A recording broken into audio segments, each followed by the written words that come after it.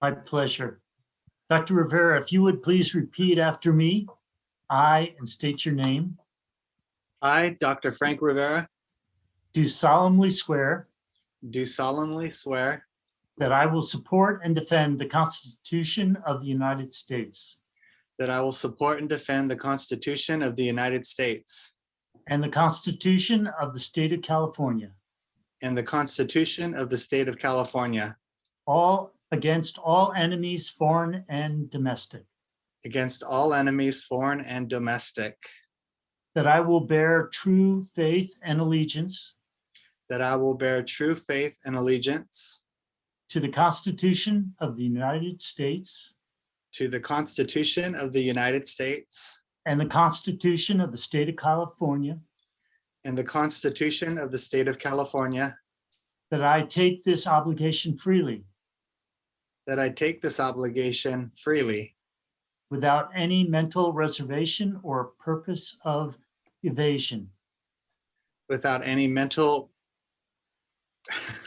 reservation preservation or purpose of evasion, or purpose of evasion, and that I will well and that I will well and faithfully discharge and faithfully discharge the duties upon which the duties upon which I am about to enter. I am about to enter. Congratulations. Thank you. I agree. Congratulations.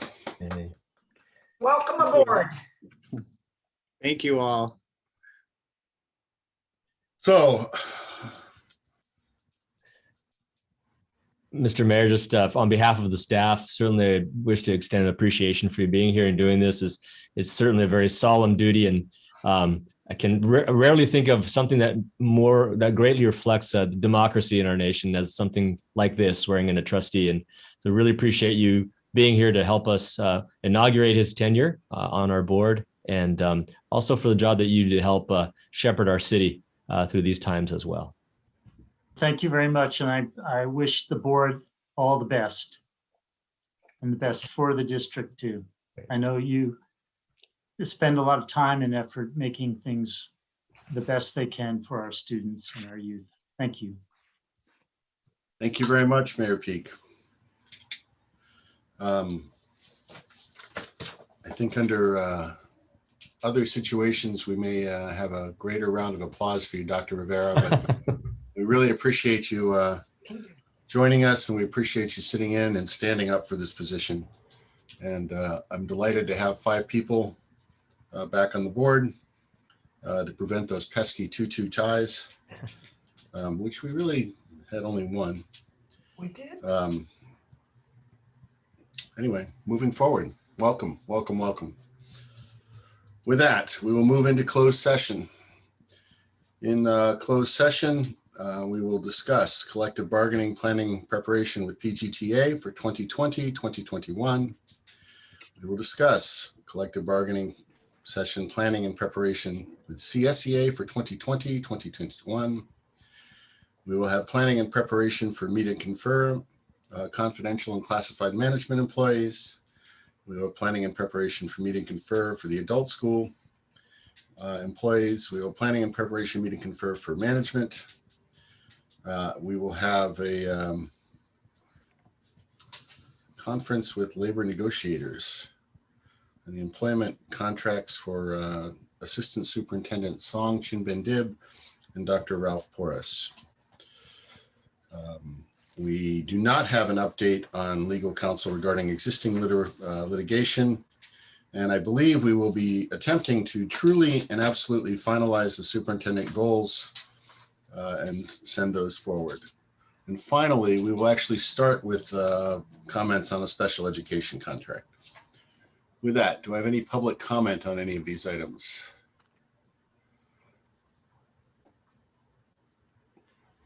Seeing none, let us move to closed session. And again, board, we're going to start with Ms. Davies. Thanks.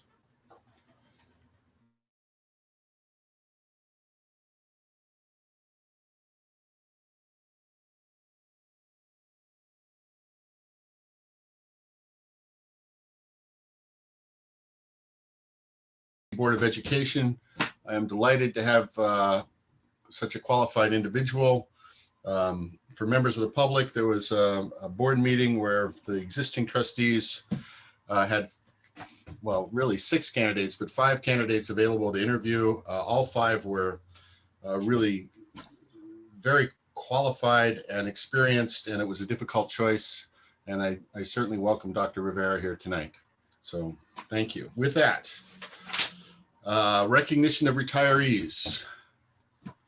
We'll have Director Mankey start us off on this. If that's okay, Mr. President? Yes, please. Good evening, everyone. Billy Mankey, Human Resource Director.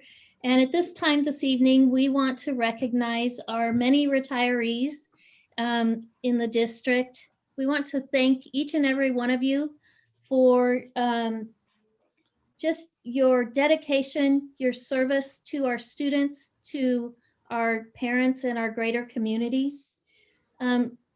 Each one of you I've met and worked with throughout the years, and I definitely am a better person for knowing you, and really will remember you as a colleague and friend. And at this point, I want to open this up to our principals so that they too can say a few words. So first we will go with Forest Grove Elementary School Principal, Mr. Buck Rogaman.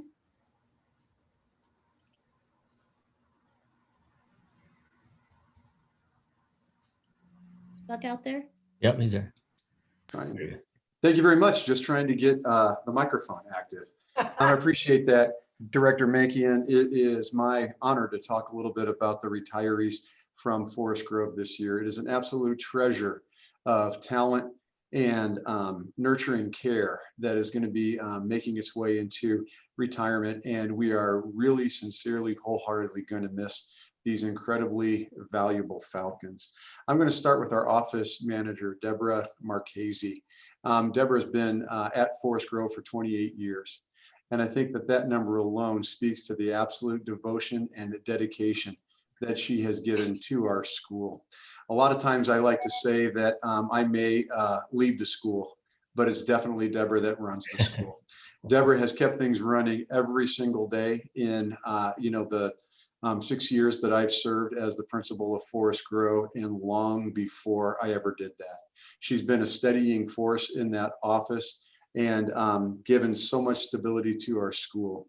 She served as a confidant, not only to me, but to the staff members that would come by her desk whenever they needed just to unload a little bit of their tension and their anxiety. She was always there for anybody who wanted to talk, and she always gives a nurturing ear.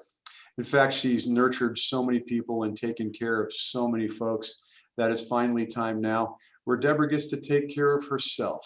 And Deborah, I really hope that you'll do that in your retirement, that you'll take real good care of yourself. You'll go on nice long walks with Kira, and you're going to spend plenty of time with that incredible son and daughter that you have. So Deborah, thank you so much for your service to Forest Grove. That leads me next to Jane Lord. Jane Lord has been our ELD teacher and has worked in education for 30 years herself. Jane has been devoted and passionate about her service to our English language learners. And she would not only serve as their English language development teacher, but she got to know each and every one of her students. She got to know their families, and she made sure that their needs were met on every single level. I think one of the best indicators of Jane's work has to do with the fact that when our students got reclassified as fluent English proficient, that their per performance on the state exams matched that of our general population. And it's not easy to find a district where that's the case, where their English language learners, once they become fluent English proficient through the school's program, wind up having that kind of performance. Jane also was another one of those people who, when she would maybe walk by the office and see me doing my stress move, which is kind of rubbing my head, Jane would pop her head in the office and just ask, "Buck, are you doing all right?" And I'd smile and say yes, because Jane's kind face just has that way of projecting calm on anyone who is in her presence. And now Jane is has a granddaughter who needs her grandma. And so I am so happy and so proud that Jane is going to be able to step into retirement and take great care of her granddaughter. Thank you, Jane. Our next retiree that I would like to talk about is Lynn Moore. For those of you that don't know, Lynn has her roots in Iowa. And so one of the things I used to love during the fall was go talk a little bit of Hawkeye football with Lynn. I also have the Midwestern roots, and when my dad was coaching at Purdue, we used to watch the Hawkeyes come by and play us in West Lafayette. And so it was really fun to talk some Big Ten football with Lynn. But what I think I'm going to remember from Lynn and her Midwestern Iowa roots was that she had the work ethic of a farmer. Lynn would get to school early every single day. I don't think there was a single day where she was not the first person on campus. And Lynn worked her heart out for our children and our families, and we really appreciate that. The district is losing in Lynn Moore, a nationally board certified teachers. Anyone that has gone through that process understands the level of rigor and the level of expertise that you need to show to become a nationally certified teacher. And Lynn was one that we had here at Forest Grove. One of the things that Lynn always tried to foster in her students is a sense of independence. Even though they were in first grade, Lynn wanted them as much as possible to learn that they could take care of themselves, even though they were only 6 or 7 years old. And it was always impressive when she saw that. So Lynn has packed up her truck and she's moved to Oregon. And I know that her and her husband are going to enjoy some great peaceful time. I doubt if it's going to be relaxation because Lynn is a worker, but it's just going to be a different kind of work now. Thank you, Lynn, for everything you've done for Forest Grove. Finally, I have the honor and the pleasure of talking about Kathy Hunter. And when I think of Kathy, I think of the absolute quintessential kindergarten teacher. Kathy has been with us for a long time, and every single time I would walk into her room, you know that the children were in a place that they were loved, and you knew that they were going to learn. And you really can't ask too much more from a kindergarten teacher than to make that first experience in school a loving one, so that they can't wait to come to school every single day and learn from Mrs. Hunter. She used to talk about having teaching students to fill each other's buckets with positive thoughts and good works. And so Kathy always had a lot of little bucket fillers in her room. And that was the way that she spoke to them. You're making me so happy. You're filling my bucket with joy and love. When we had to make the move to distance learning, I was so proud of the way that Kathy Hunter made that transition. With our youngest learners, I think it was really, really challenging to do the distance learning, and Kathy Hunter did it seamlessly, and I was so proud of her for doing that. So Kathy, as you head into retirement, I hope that I see you on a lot of long walks with your husband, Richard, because I know that that's one of the ways that you always love to end the day. And now, Kathy, you're going to have time to go on as many walks as you want. Thank you so much for your service to Forest Grove. Thank you, Mr. Rogeman. Billy, who would you like to have next?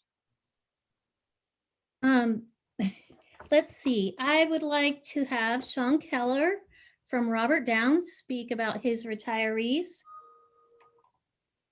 Sean?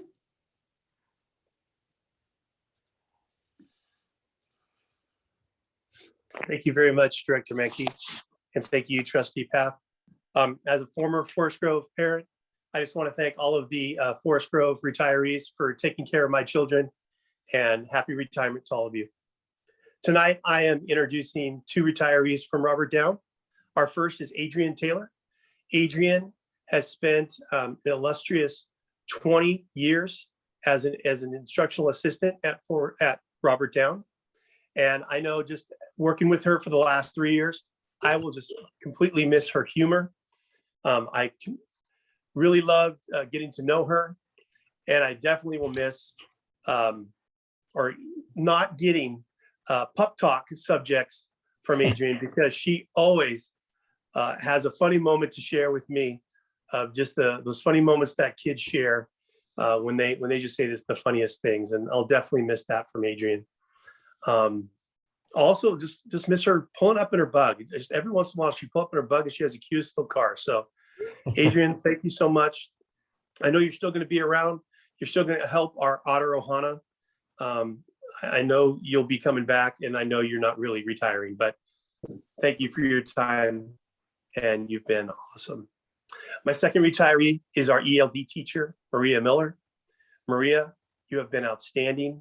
Much like with what Buck Rogeman said about his ELD teacher, I know that you also have been dedicated to your families, and I know you have just utterly enjoyed getting to know families from all over the world, and you still stay in touch with them.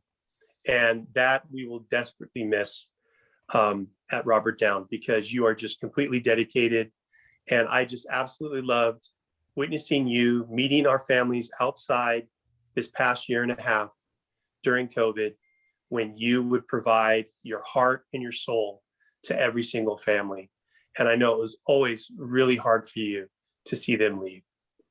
So thank you so much for the 34 years that you provided to Pacific Grove Unified, with 10 and a half years as an ELD teacher. Thank you, Maria, tremendously. Thank you, Principal Keller.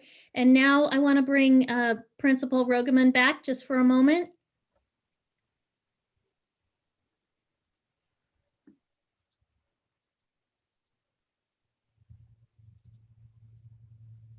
Thank you, Director Mankey. I skipped over one of our retirees, and I want to apologize wholeheartedly to Mary Lee Newman. Mary Lee has been a third grade teacher at Forest Grove and provided 15 years of incredible service to our district. And when you think of Mary Lee Newman, one of the things that everybody on our campus thinks of is someone who is a teacher leader. She's got such a great, calm, thoughtful approach to everything that she does, that when our teachers needed advice or they needed to talk something through, Mary Lee was the person that they went to. Mary Lee has done an incredible job of working with our teachers.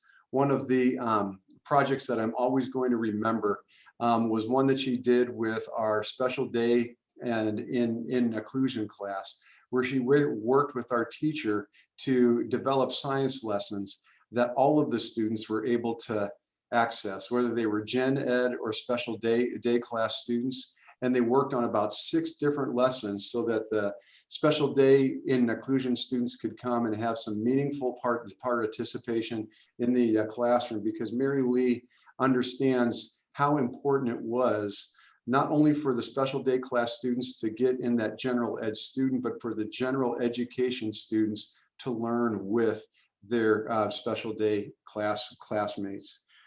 She also worked with Jane Lord and demonstrated and worked on some GLAD strategies for our English language learners in her class.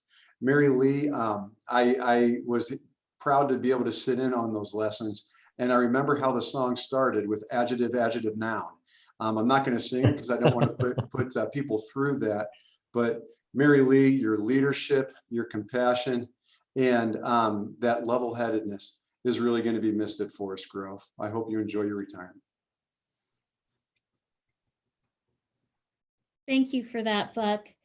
And now I'd like to introduce the principal of our middle school, Principal Roach.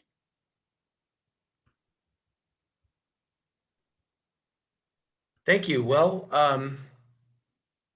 we've got some heady hitters here with a combined time in education of more than 80 years total. And we've honored these folks during promotion. We've also honored these folks during some non-academic times at the end of this year, which have proved very fun. The first 2 I'm going to talk about are Linda Goulet and Diana Rookstall. These are 2 members of our leadership team. You will not find 2 members of our staff that connect better with kids. And having had my children come through this school, they speak volumes about how much they enjoy these classes and how much these teachers connect with these kids. On a personal note too, both of these teachers were instrumental in kind of welcoming me into Pacific Grove Middle School, and they turned out to be two teachers that I really looked to for guidance, and they will be sorely, sorely, sorely missed. The next one I'm not going to get choked up about, but this one's going to hurt a lot. Patty Odell. She is the machine, the engine that made things run. Again, I don't even like to think about it right now. I've got 2 weeks. I'm going to enjoy each and every day of those 2 weeks. If we did not have a very solid educational arm in the bullpen, I would be frightened as heck right now. However, I love Patty. She is somebody that I bonded with immediately and early. She is somebody that I am proud to call a friend. She is somebody who I don't want to see go, but I wish her the best. She's going to have a wonderful time, and I'm just glad for knowing her. And finally, Brian Mellow. Brian Mellow had a love of his craft. He definitely was a math guy, and math was his life. He connected well with kids. He cared about helping kids, grabbing them from where they are and rising them up for the next grade level. He was very well traveled too. And so he had some very, very interesting stories, but it's going to be tough to replace these folks. I mean, these are kind of pillars in Pacific Grove Middle School, and I wish them all the best in their retirement, but their impact on PGMS will be felt for a very long time. Thank you. Thank you, Sean. And now we're moving on to our high school and community high school. And I'll introduce Principal Lito Garcia. So I'd like to congratulate Brad Woodyard, teacher from Community High School, and Rick Carter, custodian from PG High, on their many years of service and a well-deserved retirement. Enjoy your endless summer. Nice. Thank you, Lito. And next, as you can see, we have retirees across the board in the district this year. Next, I'll introduce Barbara Martinez, our principal of our adult school. Hi, everybody. It's good to see you all. Great high school ceremony last night, by the way. We have two retirees at the adult school. Everybody knows Susan Lozada. She's been with the district 36 and a half years, first starting out at Forest Grove as an instructional assistant, but spending most of her time at the adult school. The first person you see when you get greeted, when a customer comes in and wants to learn more about a class. She's been recognized on so many levels with the California Council for Adult Education this year, being classified Employee of the Year. She is our data queen. She makes sure that all of our data is clean and that it's submitted to the state so that the adult school and the district can get as much payment point as we can. So congratulations to Susan and your contributions to adult education for sure. And today we recognized Marion Hebink at the adult school. Marion's been with the district for 13 years. If I think about Marion, I think about the relationship that she builds with all of our English learners.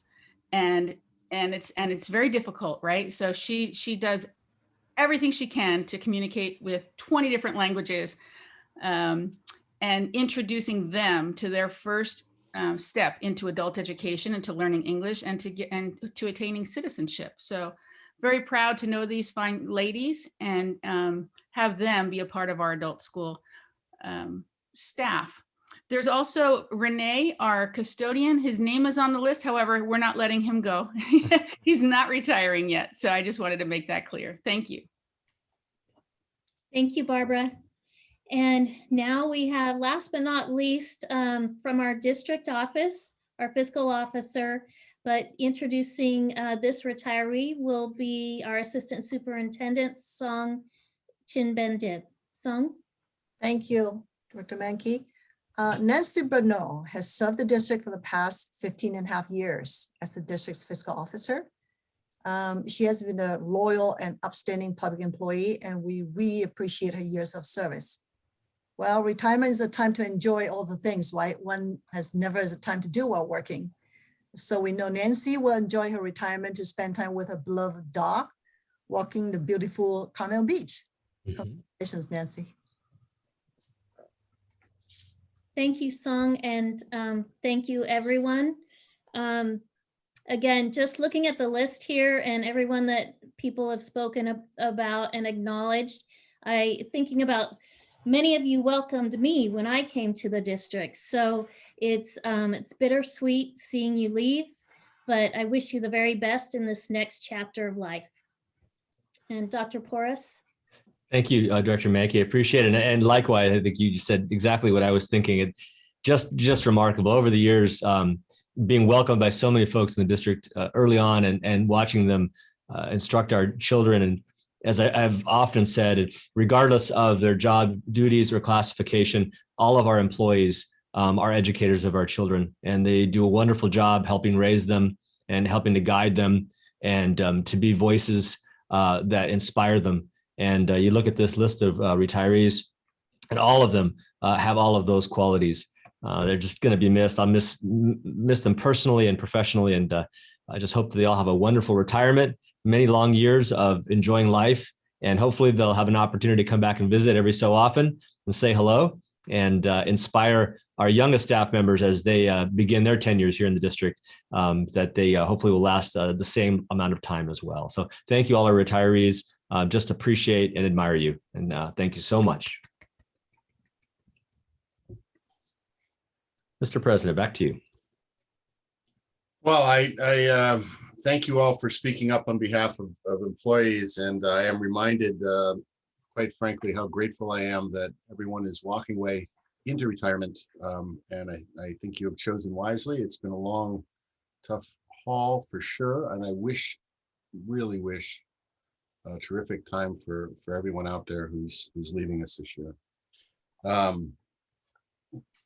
With that, I think I'll open up for public comment on this. If there's any member of the public who'd like to speak up about our retirees, go ahead and raise your hand now.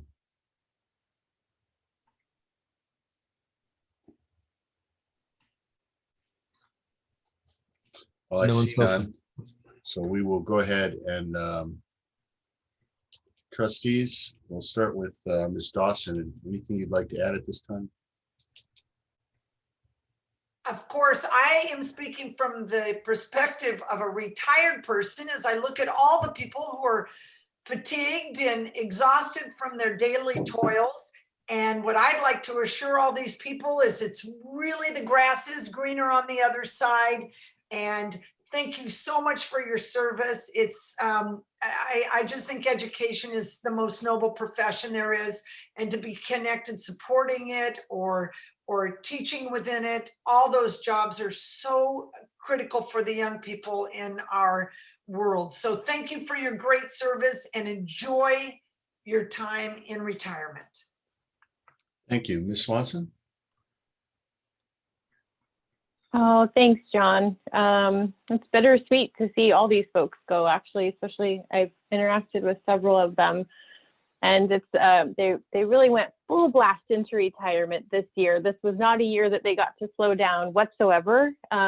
So there is something to be said for that. I also was remembering this seminar I went to when I was thinking about running for office, and there was a woman in the seminar, and she said, we were going around, we were talking about, oh, are you going to run? Are you going to run? Are you, for a variety of offices? And she said, I'm 68 years old. I'm retired. I don't have time to run for office. I'm so busy. And I think that sometimes we think our days will be open, but wonderful things. You'll have hopefully time for wonderful things. And I wish everyone has busy days ahead, because that's what life's all about. So thank you, everybody, for this crazy year. Thank you. Dr. Rivera. Thank you. I actually just want to read a quote from one of my colleagues' email signatures. Education is the premise of progress in every society, in every family. And Pacific Grove really is a family. And all of you who are retiring today, I mean, you've participated, whether you were in the classroom, on the grounds, at the district office. I mean, it really does take a village.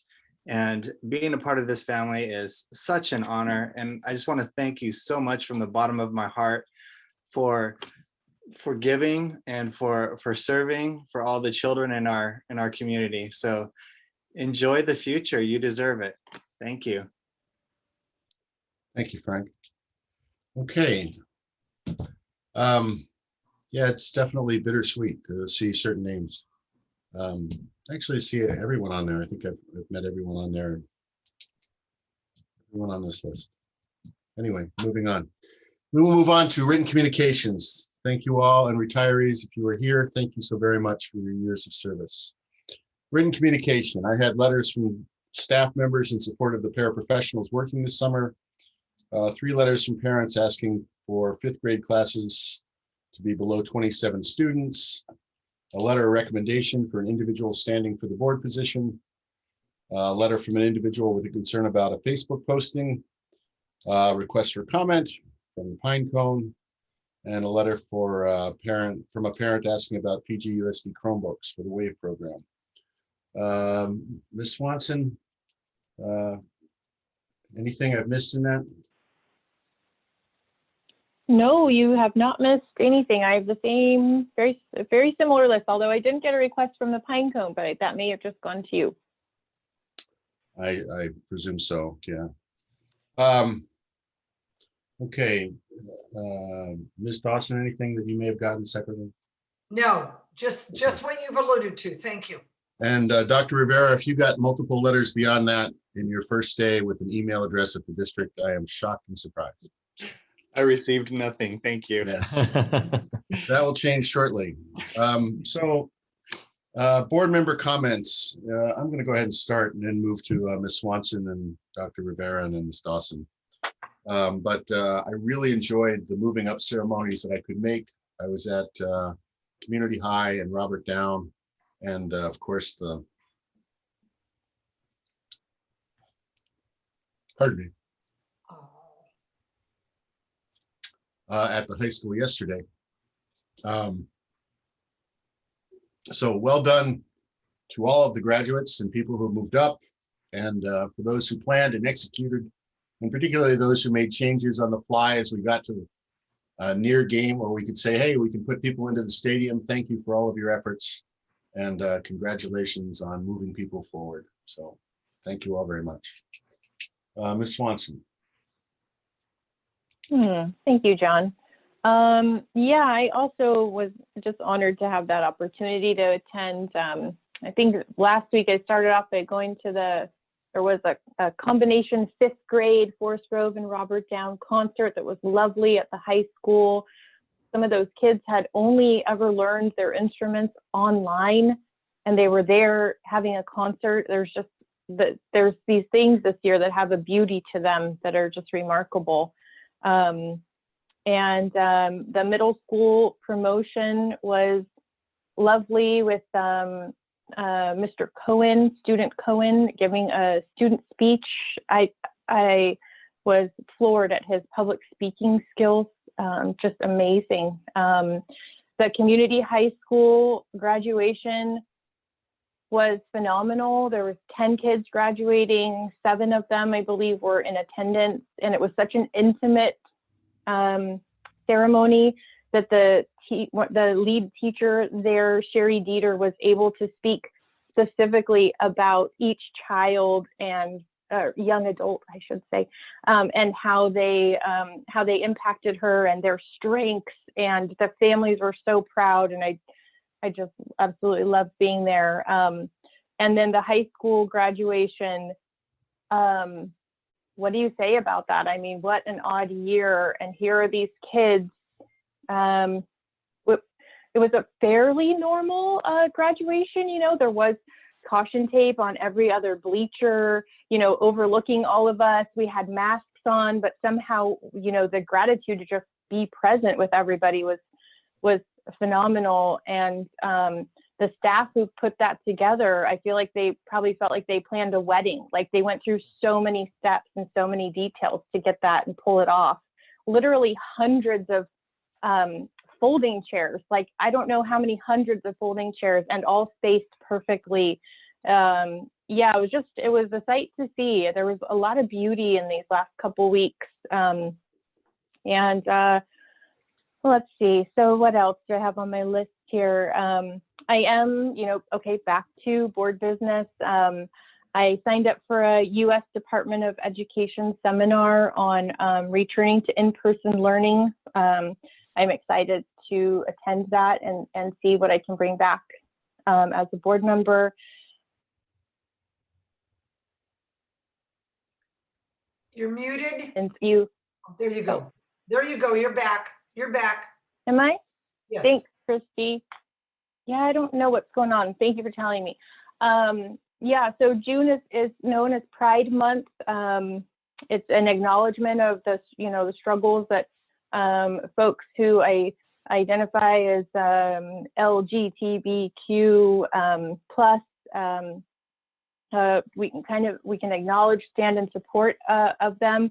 And you may see pride flags at city halls, PG, Carmel, Delray Oaks, pride flags at MPUSD district office. And I just wanted to bring up that our pride flag for PGUSD will be up soon. And I'm proud that our district is standing as an ally for folks who identify as LGBTQ plus. And also my last item, and maybe something we bring up in a future agenda item, or maybe I just say it here, but with all of the work going on at the site, with the gas-powered blowers and the gas-powered weed eaters, it made me remember that we do have a city ordinance, and I don't know if it applies to our school district or not. Ralph, you can guide us, but with our Measure D money, I just kind of want to put it out there that perhaps under the, following the board goal of health and safety, school environments, we can reduce our air pollution, we can follow the city ordinance and perhaps move forward and buy some battery powered or electric maintenance tools if possible. So kind of like all over the map, my board comments tonight. So thank you so much. That's all. Thank you, Ms. Swanson. Dr. Rivera. Thank you. It was really an honor to be able to participate and go to the graduation ceremony yesterday. That was unfortunately the only one I was able to attend, but it just reminded me of the past year, especially Ms. Cohen's address to her fellow students. And this really was a feat. I mean, globally, absolutely, but our district just shined. I mean, my sister is an educator on the East Coast. I talked to other educators that I'm friends with, and Pacific Grove really is a top-notch place of education. And we struggled. Faculty, staff, administrators, students, and parents. There were dark clouds all over this city, all through the year. And we made it through. We're here. And there's just sunshine, in the future. We still have a lot of work, but I'm looking forward to next year. I just want to congratulate everyone on making it through. We did it. So congratulations to everyone in the city. And I look forward to next year. Just go relax and enjoy what you can of the summer. Thank you. Thank you very much. Ms. Dawson. Yeah, thank you.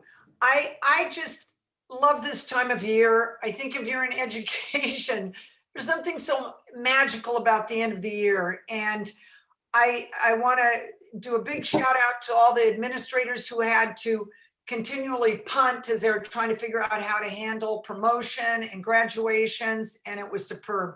I got to go by Forest Grove for their promotion, and instead of being in the auditorium, they were out in front of the school, and it was different and perhaps better than it's been in the past. Cars were going by, tooting and honking and yelling, and it was so joyful and wonderful.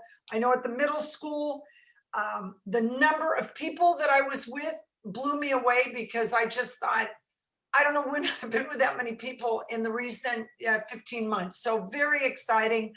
And community school as well. Last night, I think President Paff, you demonstrate that our efforts are not only enjoyed by students, but also by families. And the impact of 12 years of education was so keenly represented by you just now, with what that means, that culmination for a family to experience that.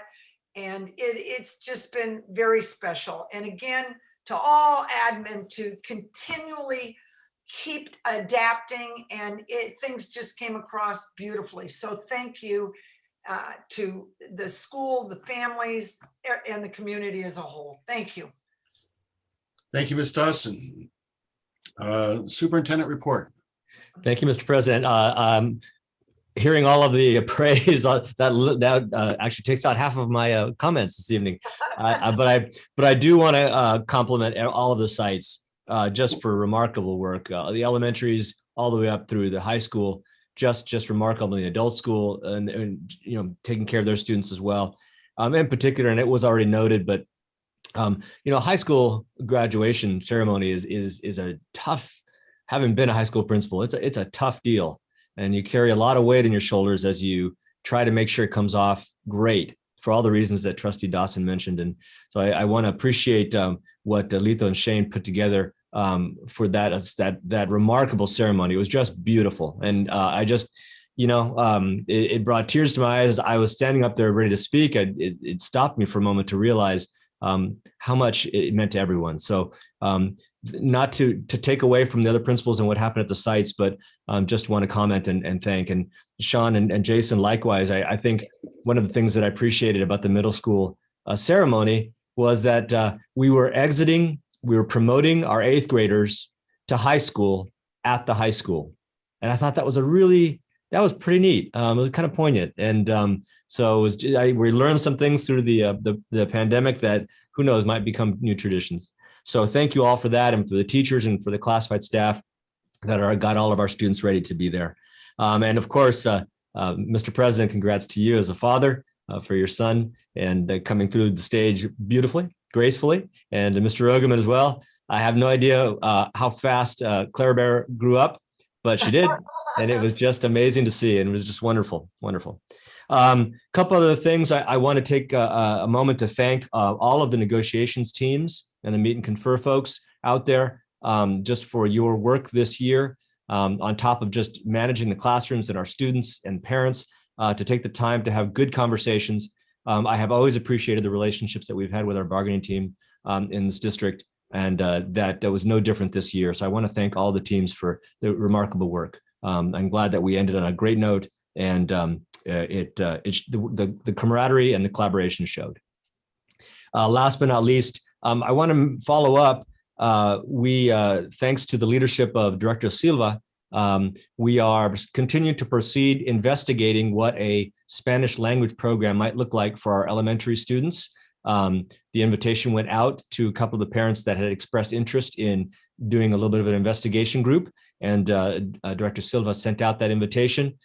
So we've begun that process of investigating, and there'll be some time, I'm sure, in the summer to do a little bit of work on that, and then we'll continue to work on it in the fall. But I did want to follow up and let you know that we've begun that, and it should be pretty exciting. So can't think of a better director to be involved in working with that. So I'll leave the rest for later. We got a long meeting, so thank you all very much. Thank you, Dr. Porras. We will move on to PGUSD staff comments on non-agenda items. Any member of PGUSD wishing to speak? We have some raised hands. So starting with Ms. McCarty. Hello there, welcome from Las Vegas. That's where I am right now. But I wanted to come on today as the PGTA president and just acknowledge and appreciate the hard work that our negotiations teams did with the district office. And I too felt like that, you know, we really work well together. And even though sometimes we disagree, I think that we eventually get to an agreement that both parties are happy with. So I just wanted to appreciate that and thank you guys for what you did for PGTA this year. Thank you.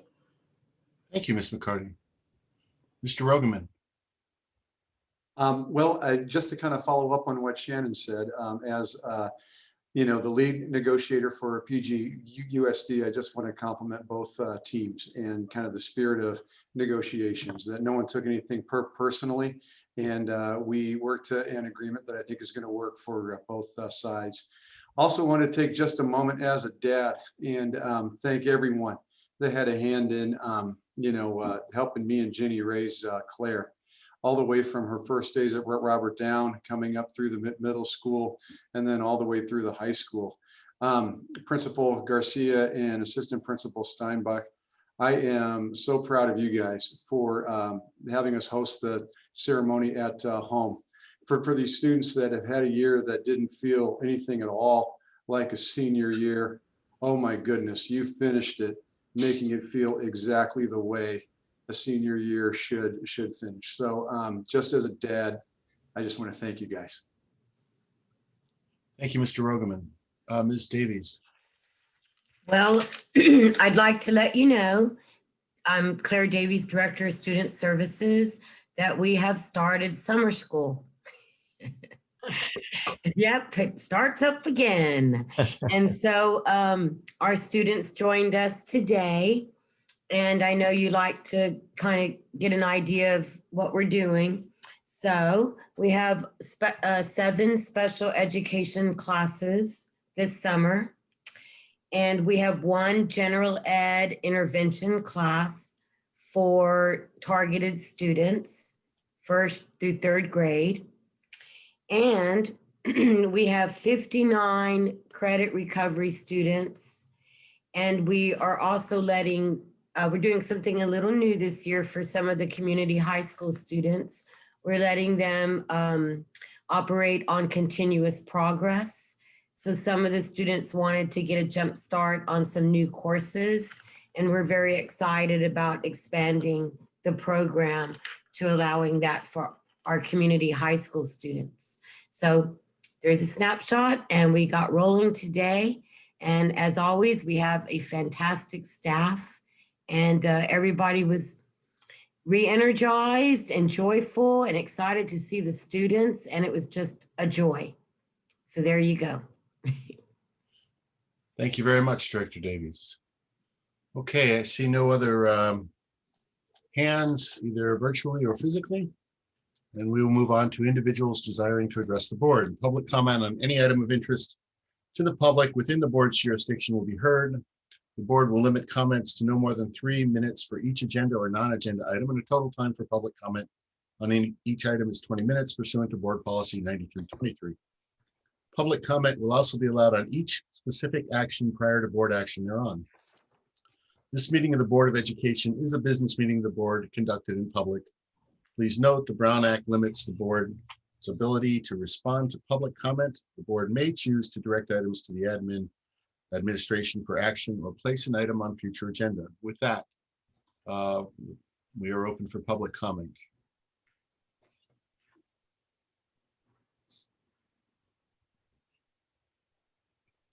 I'm seeing none, Mr. President. I see none as well. So we will move on to consent. Items listed on a consent agenda are considered to be routine, routine, and or may have been discussed at a prior board meeting. There's no discussion of these items prior to board vote unless a member of the board requests specific action be discussed and or removed from consent. Each item of consent agenda approved by the Board of Trustees shall be deemed to have been considered in full and adopted as recommended. This is a rather long consent, actually. It's not the longest I think I've ever seen, but it is long. And there are 4 items at the end, which are part of our continuing ESSER ability to provide students with some nutrition over the summer. And those were done last year, the last 4 items on there, but those are basically an extension of what we agreed to last month. With that, board comments, starting with Dr. Rivera. Questions, concerns on anything on the consent agenda? No comment, thank you. Okay, Ms. Dawson. Not at this time, thank you. Ms. Swanson. Yeah, John, I've got a couple questions. I don't know if it necessarily needs to be pulled, but I just have a clarifying question on consent I. It's the contract for services with Mary Lee Sunseri at the adult school. My question is, the contract appears to have been signed May 25th, but we're just seeing it now. So can I get clarification on that? Barbara, are you online? Hang on one second. Thank you. Oh, I just cut her off. I'm sorry, Barb. That was me. Hang on. There you go. There you go. Okay, yes, I did sign it, but it's not complete. It's not a complete agreement.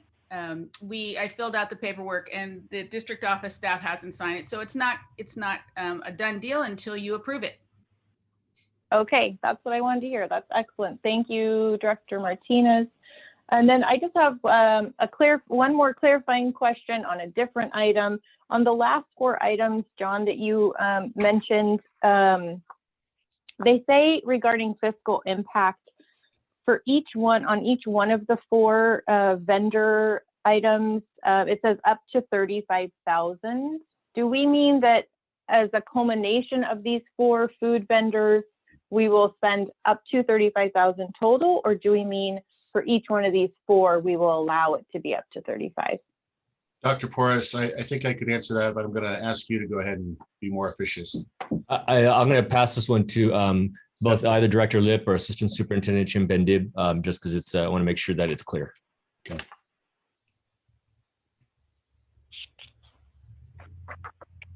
Is Stephanie on? She is. I've asked both our Assistant Superintendent and Stephanie to Director Lip to help answer. I'm sorry, can you repeat that question, please? Stephanie, the question is, the $35,000 we have listed for 4 different restaurants to provide vouchers. My understanding is that is a maximum that we expect all 4 of them to reach, not that the total outlay might be $140,000. No, it's that the total might be $140,000. Okay. Well, good thing I didn't answer. We have more than double the amount of students that requested for vouchers this year compared to last year. And then also because we're doing June and July, whereas last year we only did July. Oh, yeah, we doubled. Okay, thank you. So Director Lip, that means that as they're written is accurate, right? Because each one of the 4 says up to 35,000. So that's how it should be, correct? Right. Okay, thank you so much. Thank you. John, that concludes my questions. Thanks. Interestingly, that could be conceivably correct either way. If everybody only went to 1, then it would have mattered. So, in any case, thank you for the question and the elucidation. Okay, actually, that's it. I think I've covered everybody. I have no questions. So any public comment on these?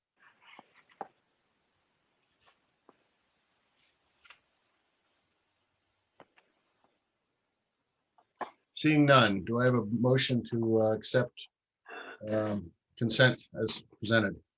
So moved. A second. Motion made by Christy Dawson, seconded by Carolyn Swanson. Roll call vote, please. Trustee Paff, Aye. Trustee Dawson, Aye. Dr. Rivera, Aye. Trustee Carolyn Swanson. Aye. Thank you.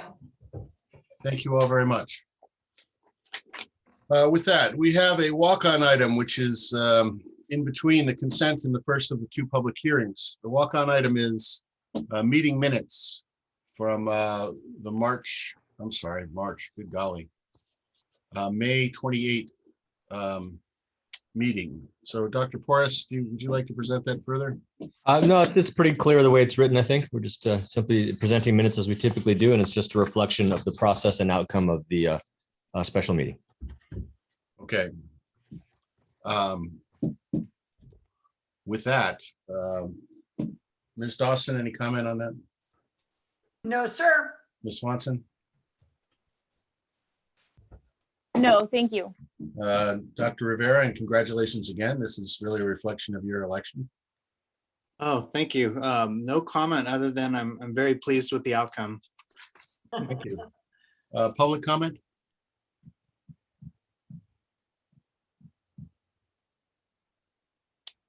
Seeing none, I make a motion to accept the walk-on item, which are the meeting minutes from May 28th. Seconded. Motion's made by John Taft, seconded by Christy Dawson. All in, I can't do that. Roll call vote, please. Trustee Pfaff, Aye. trustee Dawson, Aye. Dr. Rivera, Aye. trustee Carolyn Swanson.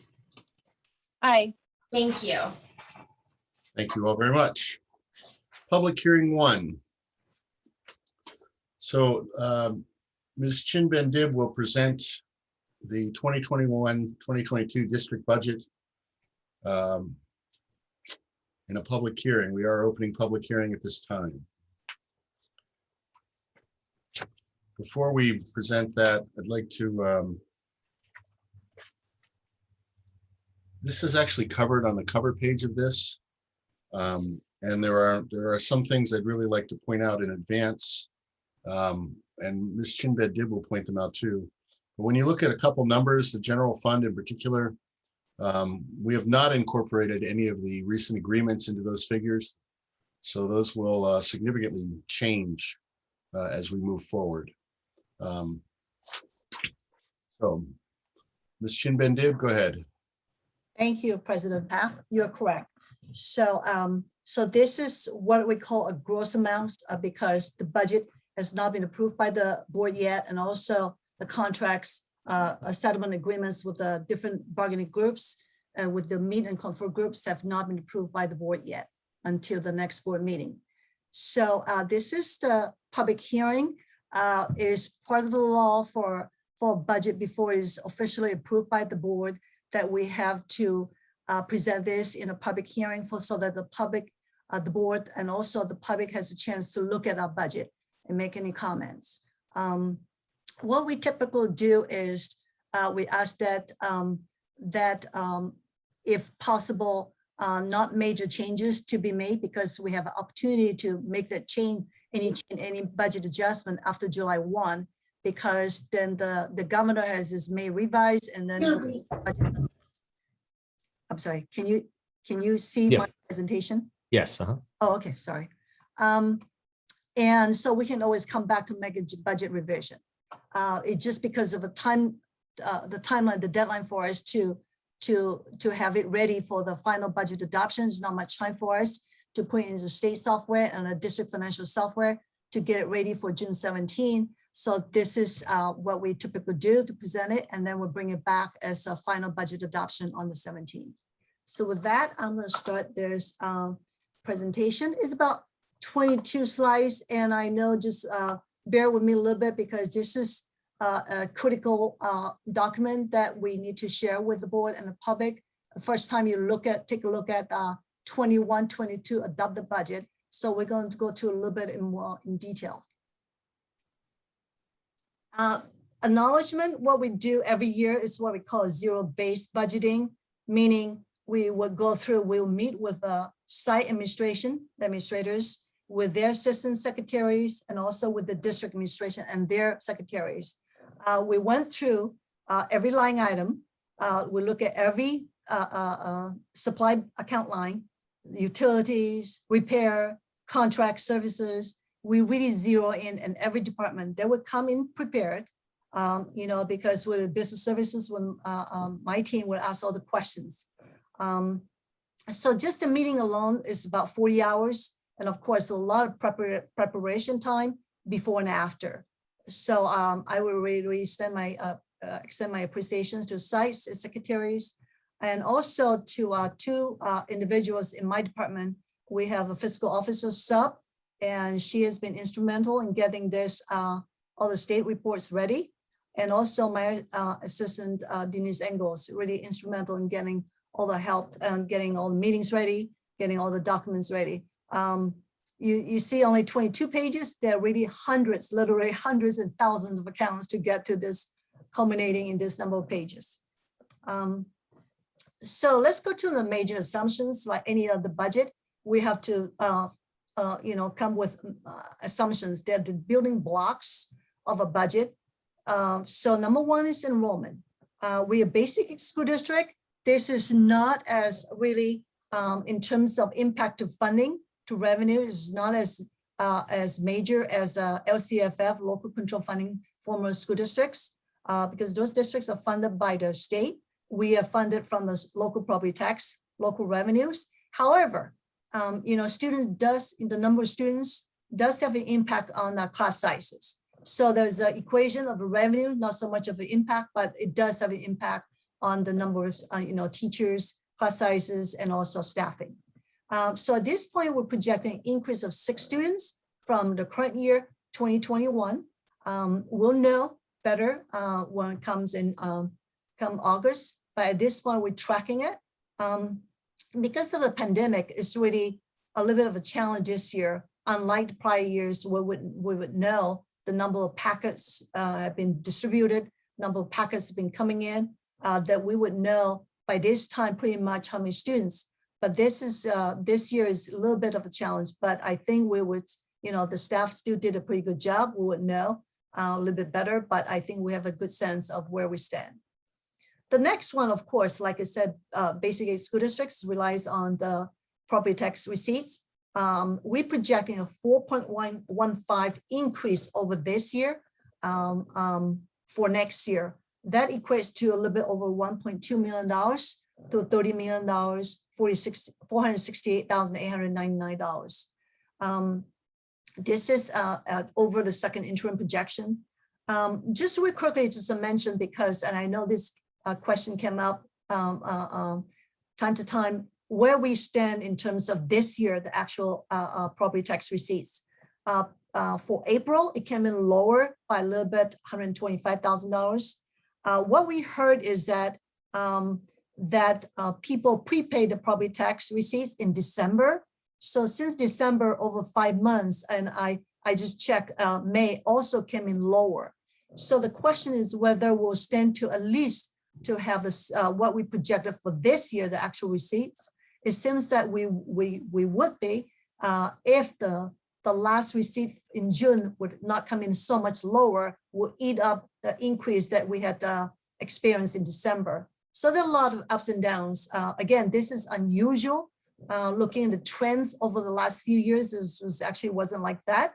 But it just, again, we're not sure. People were paying ahead of time. So this is where we stand this year. But we still projecting, we went ahead, from a projected dollar amount going by increase by 4.25% into next year. Stores and purse contribution rates. The CalSTRS, where we stand right now, the CalSTRS board is going to set to look at the new rate for next year, but unfortunately their meeting is in June. So we'll not have enough time for us to know. But what we did was we went with what school services recommended, say this is the actual study is 16.92%. And this is a net value of the state subsidy. Had it not been for this 2.18% subsidy from the state, it would have been at 19.10%. So we, for 21-22, like this year, 2021 as well, this was a subsidized rate. So later on, you could see probably how much we would save had it not been, we would have to spend had it not been for this subsidy. There's a chart for that. Categorical funding, we don't really have a lot of categorical funding. What we have is what we call as a group of fixed amount. It was prior to 13-14, even basic age school districts, we would receive a categorical funding. But now since 13-14 is rolled into one lump sum, just for a simplicity's sake, we call it, districts is just one fixed amount. This amount, unfortunately, for basic ed school district, we have not getting an increase.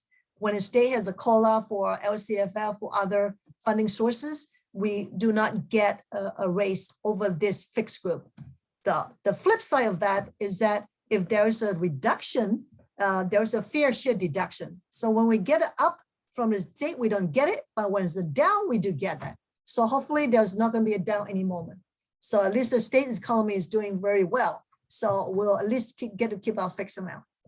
The site allocation, the dollar amount is $140 since 1718. The board has very graciously asked us to monitor this, if whether the would meet the needs of the school sites, and we work with them very closely. What we do is a budget adoption is we'll give out 97% and we'll true that up in October when we have the CBES, the real number of head counts of student population, and we'll true that out and we'll adjust it and send it to the site secretaries. And they're very good at that. They would be ahead of the business services team and say, by the way, this is my number, give me my adjustment, especially those that didn't get more dollars. So it tells us they're on top of the budget. The reserve, real quickly, this is, and you're going to see, I'm going to go over a little bit more, and when you see the chart, is a projected positive, $1 million or a little bit over $1 million. Again, this is amount that without the salary increases in there, because this is just a public hearing, and the board has not approved the settlement agreements yet. At this point, we're projecting for 21-22, 70%. And I just want to point it out at 3 months ago in March, projecting for 21-22, we're projecting 16.9. So we're happy to see that is only a 0.1%, even with all this adjustment into our budget with all the care funds, the ESSA funds, and also with AB 86, there are a lot of transfers, expenditures. So we're happy that even that, it's been very stable in terms of our budget. One-time funds, what we're saying earlier, I mentioned about care funds, ESSA funds, and AB 86. There's the acronyms for all these long names here. I would not spell that, I would just not go through this. We are not including it in the new budget year 21-22 because whatever unspent from this year will carry over into next year when we close the books. So that would be very accurate reporting and accounting for it. So at this point, that's the right accounting way that you do not include any unspent because we're not done yet. We still have a few more weeks to go. And also we're going to have accruals of the salary increases in July. I'm just repeated what we just said earlier. Salary negotiations have not been included in here yet. Other funds, real quickly, they're all projected at positive fund balances, which is very good news. Adult ed is over 1.5 million. Child development is really a low amount at 283, and just same as cafeteria fund. Because of the pandemic, they were not able to operate the regular, carrying out the regular business of operations. So they had no really income from the before and after school program, specifically under the Child Development Fund. So we're projecting they'll resume the operations come when school starts, and we'll see and we'll monitor how that is getting off the ground and see where they are. We kind of really, kind of middle ground when we projected the contribution from the general fund, whether not too extreme, that they will not be bringing as much as they had before, or the other way where they would bring so much more. So we kind of projecting in between, and we'll monitor and we'll adjust it coming the budget revision in October. Same thing with cafeteria fund, and you're gonna see this a little bit more in detail later on when you look at the funds. But this is overall view of all these other funds. So property tax dollars, we talk about that. There's 4.15% increase over the second interim. The estimated actuals, again, this is where we stand. As you can see, just real quickly look at December was over, and then January dropped. This was a projected dollar amount. This is what actual came in. And same thing, February, you just go across. And this year, we just added this column where you could see this. March came in again, but look at also April came in lower.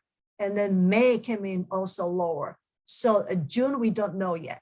So if it comes in at this amount, we're gonna have a little bit of positive, but if it came in lower, we just hope at least it would keep a projected dollar amount. So this is where it stands right now. We won't know until probably well into July to see the June receipts where they came in, because that's around the time when the receipts will be posted. But nonetheless, we came in 4.5% over our second interim amount. General fund, this is where it shows the operating surplus without carryover, because until we close the books and we show the budget revision in October, you're going to see carryover fund. This is purely in and outs, meaning all the revenues are matched by corresponding expenditures without really including any carryovers, because we don't know for a fact how much that would be at this point. Fund balances. This is the fund balances. Again, this shows 17%, 21, 22, 22, 23, because for a school district, we have to include 3 years of projections, not only your current budget year, but also 2 subsequent fiscal years. Again, this looks high, and you're going to see this is to not be as high. It has not included any salary increase yet. And any increase, you have to add it into the 3 years, because the salary not in the current budget fiscal year, neither in the new fiscal budget year or the second or the third year, as President Paff had mentioned earlier. So this is a new thing that we like to look at in the business services department. Look at really how we did, and when we did projection 3 months ago, looking into the new fiscal year. So we into 2021 second interim, that was the last official reporting that we had to do, presented to the board, to the county, and the county to the state. So at that time, we had to really look into the out years.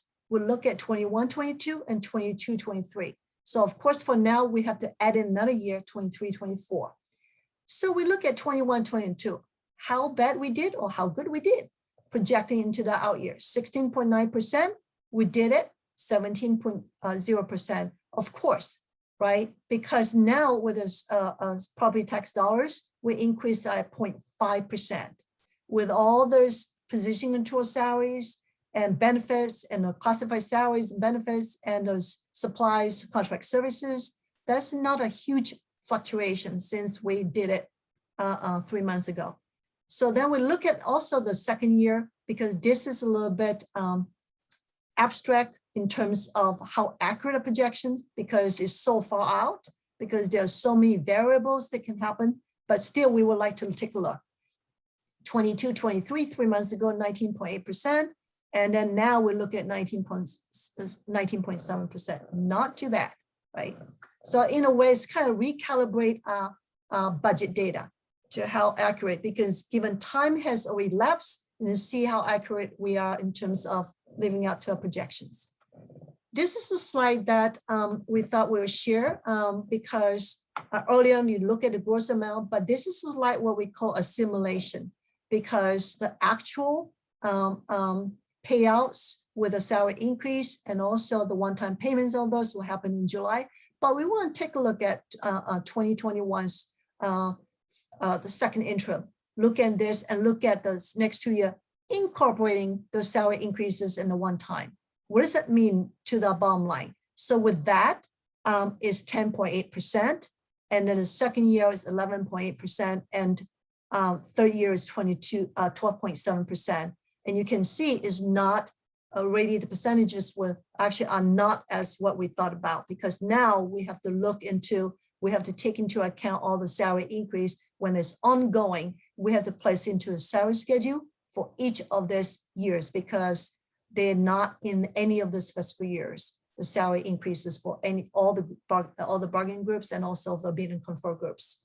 Now, I like to point out one thing though, when we say here $500 one time meaning from the general fund, because the board has approved us to pay, and is allowed under the instructional in-person instructional grant under AB 86 for us to pay for in-person certificated salaries and classified salaries and certificated salaries and benefits, statutory benefits.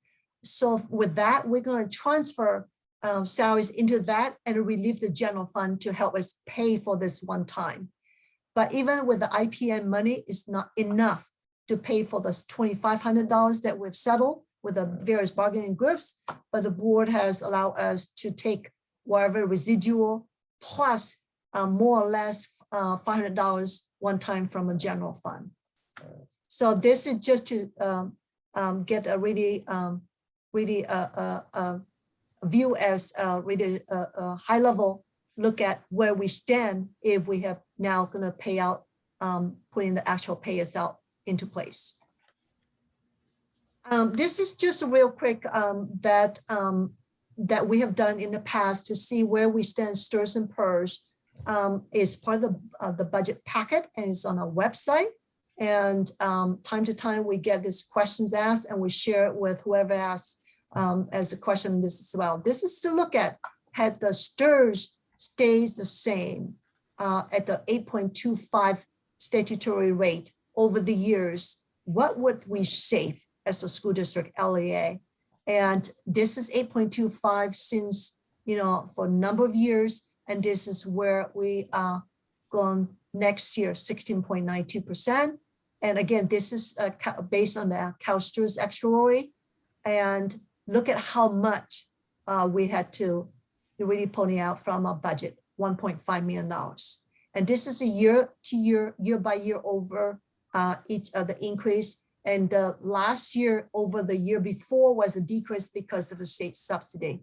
Had it not been with the state subsidy, this would not have been 16.15, and it would be a lot higher.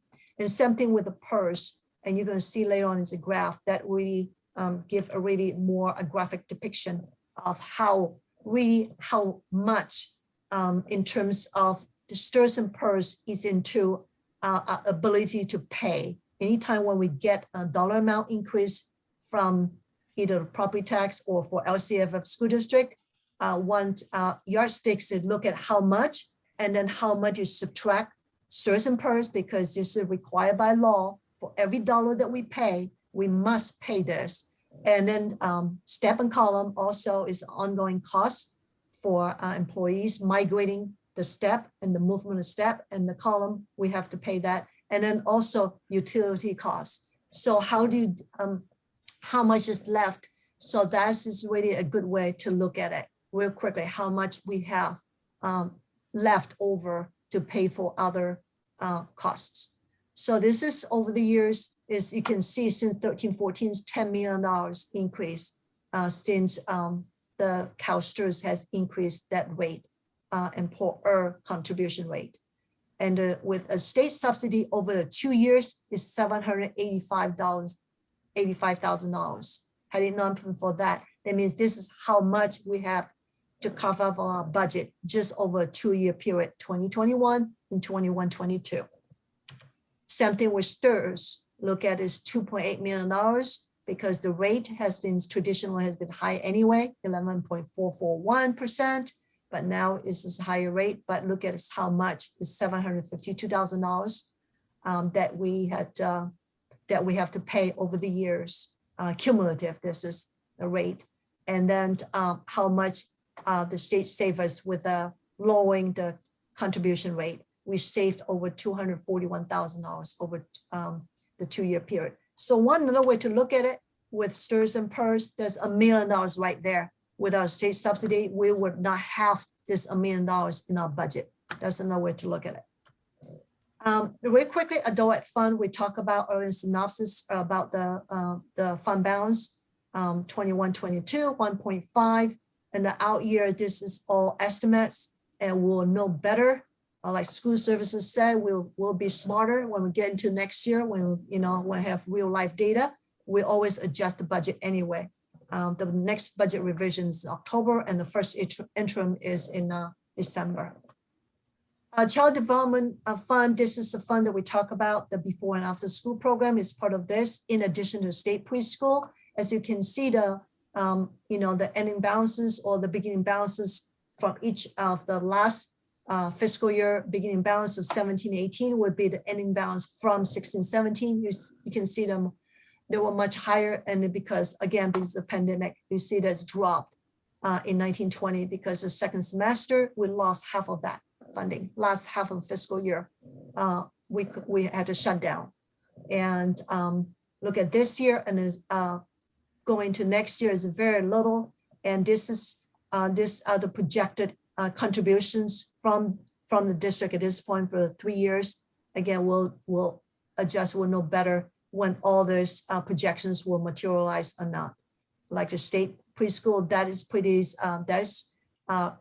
really safe because we get a contract. We have a contract with the state, but this is the local BSRP premiums, this collections and fees that we do not know at this point. This is just the best guess at this point where we are for next year and the 2 out years.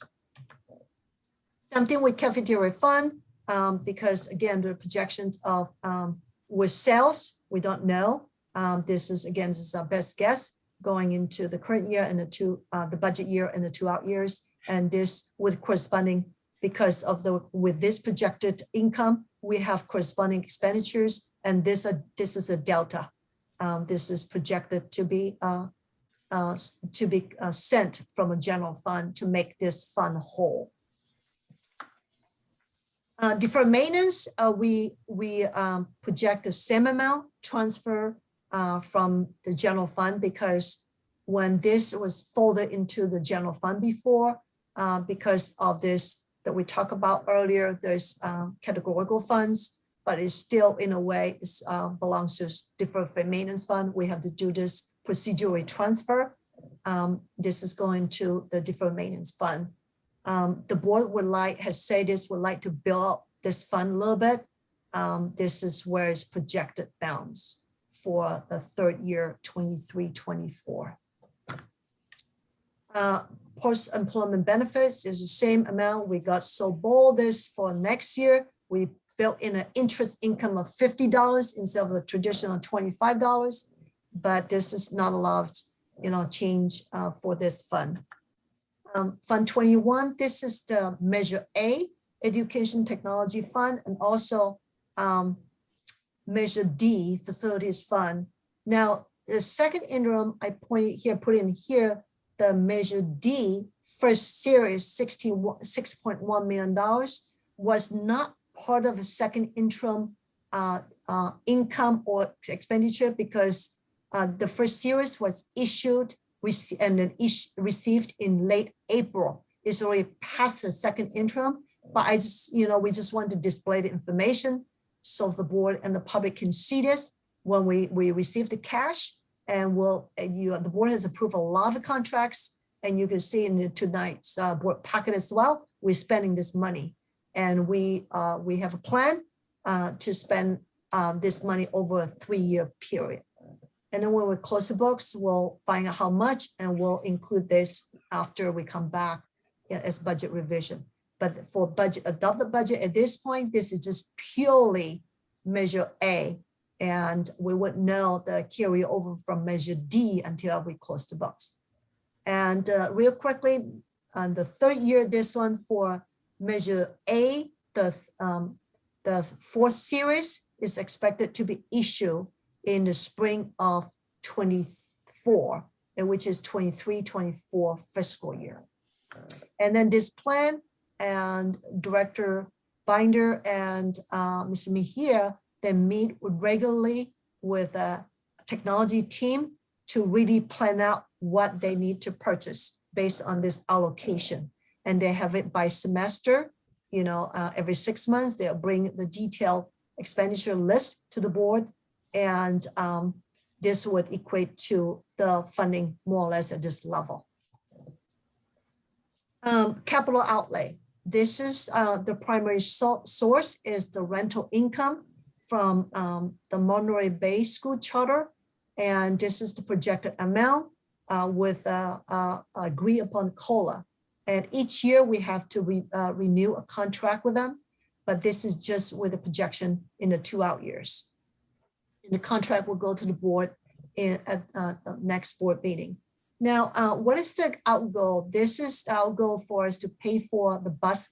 We have 2 bus leases, and you can see will be done in the 3rd year. Yay! We'll finish paying off these 2 bus leases.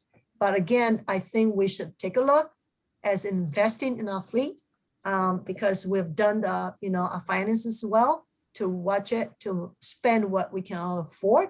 Maybe it's something that we should look at, because at one point, if you recall, Director Kelly has presented the age of our fleet. They're not gonna last forever, but it's something perhaps we can take a look now that we have built out a little bit, but it's something we can, consider later on. And I know the board has asked for us to kind of bring information about fund balances of other school districts. This is LCFFs included in there for 1920. This is the latest for Unified School District. There's average fund balance or reserve is 18.82%. It's an increase of 1.56 from 1819. So this is including LCFF school district. So let's take a look at basic aid. Basic aid, this data, we got it from until 1819, and I just prop in here for 1920. The format is not quite the same because the data, we got it here a year ago, and then we just got this in email form only. For 1920, for us, you can look at our budget earlier. Last year, we closed it with 12.80 reserve amount percentage, and the average unified basic school district is 27.28. And you can see this is these are the averages over the years, each of these years, where we are, and we have differences really an amount of 10 or 11%, although last year was the highest gap from the average of our counterparts out there, the average of 14.4%, short or lower than those by this percentage. Carmel, this is a first interim. We haven't had a chance to get from them the other years, haven't had a chance to look in the website. Our first interim Carmel reserve was, because their basic aid school district is 34%, and Hillsborough is 16%. And then did the exhibit just the data about enrollment and also about site allocations. And then with that, I'll just stop. Should I stop sharing, President Path, to ask questions? Any questions? Thank you very much. No, I think you could leave that up and roll it back a little bit, but questions is a good slide just so we can refer back. So I want to be clear right now, this is a public hearing for this, and we will bring it forth in its entirety. We will not be including the changes for any raises or one time at next meeting. Is that correct? That's correct. Okay. So what we see, and when we see those 17%, we don't really know if those were also done the same way, that they have 17%, but they haven't incorporated 2021 or 21-22, correct? You're absolutely correct, President Path. I think one thing that is easiest way, you just subtract your 3%. We did a simulation right here. You could see, compare this. This is with the salary increases in estimates. So without that, which we cannot do at this point, because the contracts, the settlements will not be approved until the next board meeting, and this will be approved by the board, hopefully by the board at that time. The board has discretion to approve at that time. Will not have that approval yet, so we cannot include those settlements into our budget yet. Does that adversely affect us in any manner? Not that we can see, because we did a simulation here.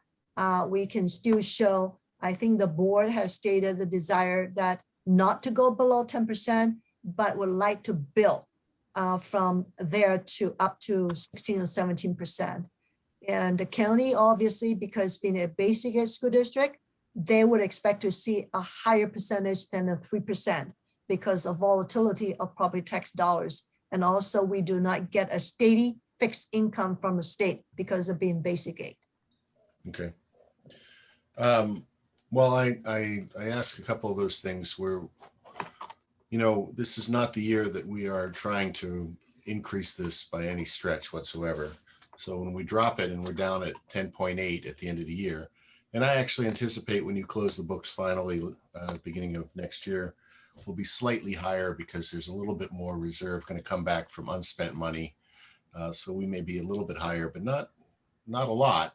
The one thing that is missing, and it's not on this sheet, but the general fund, which says local sources is significantly down this year. Yes. Right here, yes. Yeah, we have a significant drop. And part of that is if you look at donations, we routinely get from a very generous community, a couple $100,000, but really there was not the vested interest in trying to promote that this year. So I appreciate the community support in driving that up.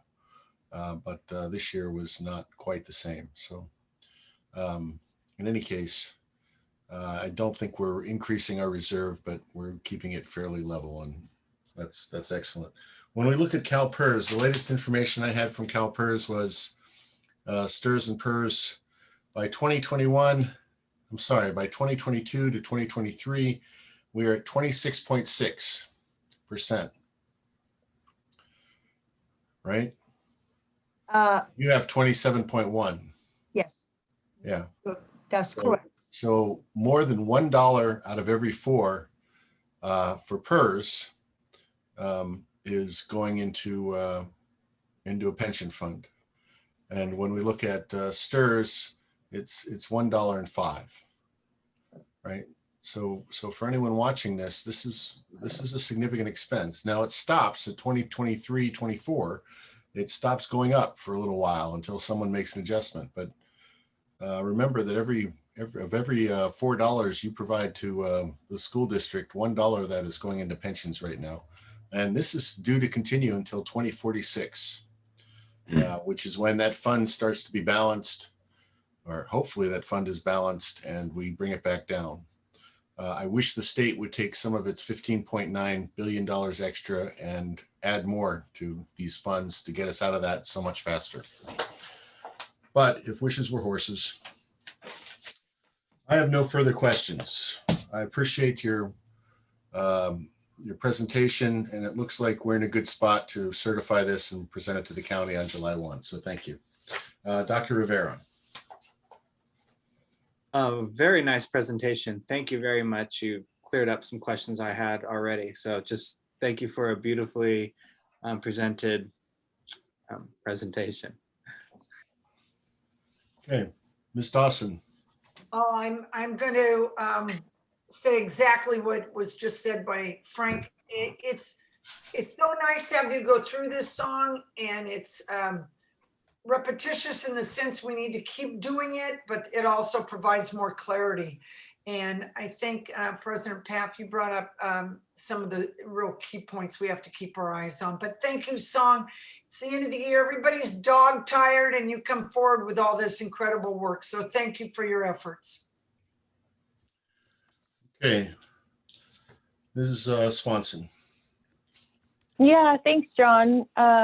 Song, thank you. And I really appreciate that you brought up that you heard us and you're watching, keeping an eye on if you want to or need to increase the pupil rate at the site. I think we brought that up one time, at least since I've been on the board. It was like one time we just kind of brought it up and mentioned it, and it was on my list of questions, and you brought it up tonight. You hear these details and you remember them, and I was pleased to hear that you had not forgotten about the site allocations. I have kind of a procedural question about our reserve. I know that when we have carryover funds, and then I know that we have our reserve. Can you tell me what the process is when we sweep money into the reserve? And if you need a clarification on that question, of course, just ask. But is that a clear question? I'll try to, and then if if you have more questions, then more than welcome to follow up with more questions. If I understood correctly, We have, when you say a sweep, there are two types of carryover funds. There's called unrestricted general fund, and there's restricted. Restricted, like what President Paffett just said, there's a donations, could be from Pride, from PTAs, you know, for various purposes. There's intention by the donor also, but the restricted also could be state and federal, and by law, we cannot sweep that. So what we do is when we close the books, any carryover, and we'll bring it out into the expenditure equation.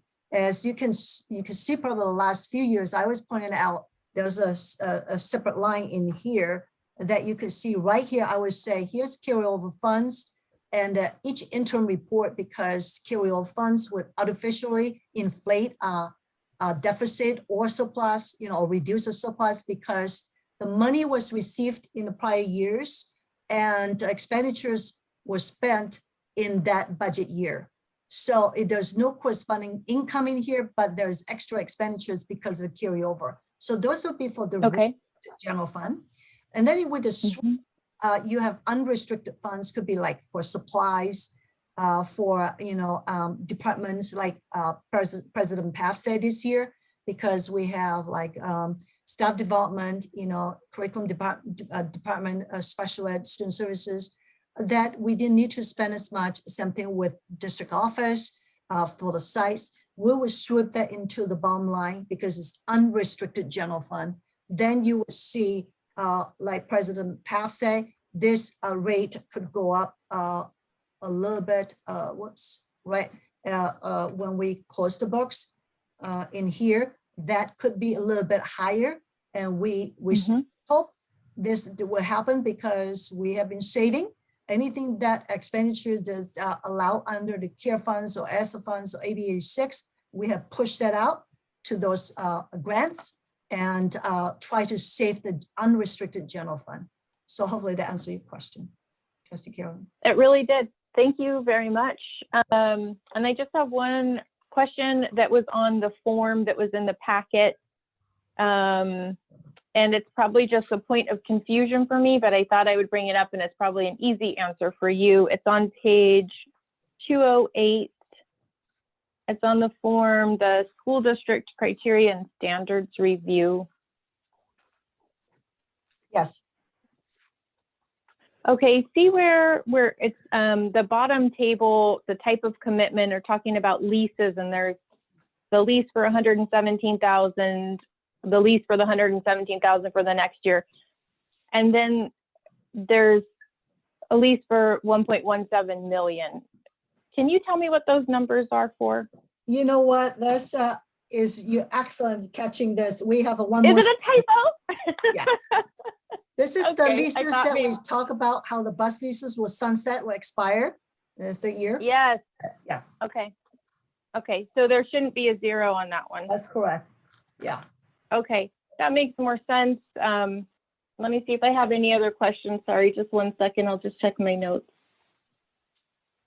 No, that's all I have. Thank you so much for your patience with, you've helped me offline with wrapping my head around the budget. So I really appreciate your patience, Song. Thank you so much. Thank you. Thank you very much. Let's open that to public comment.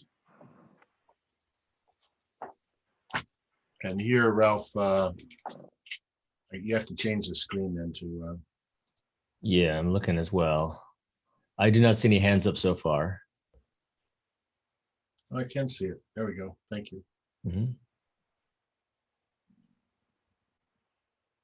Okay, seeing no hands. At this point, I believe I can close public hearing. Board action on this will be taken at the next meeting. So thank you very much. Our next public hearing is for the 13-page document, as the state put out, that we call the Local Control Accountability Plan and State Local Priorities. This is a final review of our plan ending this year and puts us forward into next year.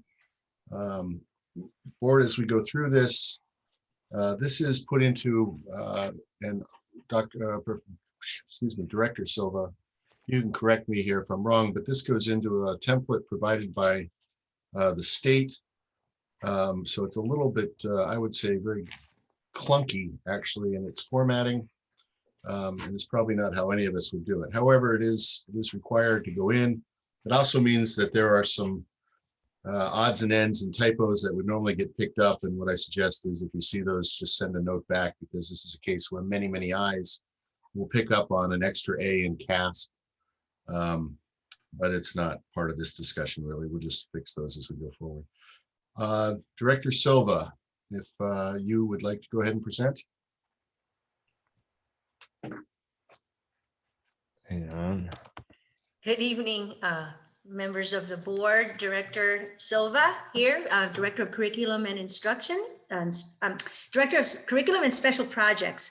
So I'd like to begin to share my screen with the Lcap, and yes, and there are some things I just want to say. It is a very large document, and I just do want to say that there are some little errors and some things that have been omitted, but I'll talk about those as I go along. Okay, here we go. Share screen. Share. Okay, here we go. Sorry. Am I sharing my screen? In a manner of speaking, yes. Yes. Okay. All right. No, that's the wrong one. Okay, because I have two presentations to do tonight. Oh dear, where is this one? Okay. Oh wait, no. All right, here we go. Sorry. All right, here we go. Oh, that back. There we go. Okay. Sorry about that. All right. So I just want to start off by saying, the Lcap really is a story. It's a story of our district, and it really does capture how our district serves its students, and especially those who are at risk. As the author of this narrative, as I like to call it, it's with great pleasure that I share this story. And although this is a huge document, it really does not capture the entirety of what our administrators, our teachers, our classified staff do to make our district so special and spectacular as it is. As always, there's room for growth, and that's why we are educators. We're always in the business of learning. And as you will see, this Lcap intends to capture a growth mindset that is a reflective practice of what all educators do every day. We reflect on our practice. So with that, I just want to share that, the Lcap covers 8 state priorities. The Lcap must be written to these 8 state priorities. As you see here, and I'm sure you've seen them before, we need to ensure that we have credentialed teachers, instructional materials, and facilities in good repair, that we are teaching to the state standards, that we are involving our parents, that we are focused on pupil achievement and pupil engagement, which are two things that go hand in hand, that the climates of our schools are positive and are welcoming, not only to our students, but to our families, that our students have access to courses, broad courses, and that we are focused on other pupil outcomes that are not necessarily related to the state standards, but they could be. So the Lcap, this year's Lcap includes two annual updates. As you know, that the Lcap usually comes with the annual update of the year before, like what we did and what we said we would do and what we actually were able to accomplish.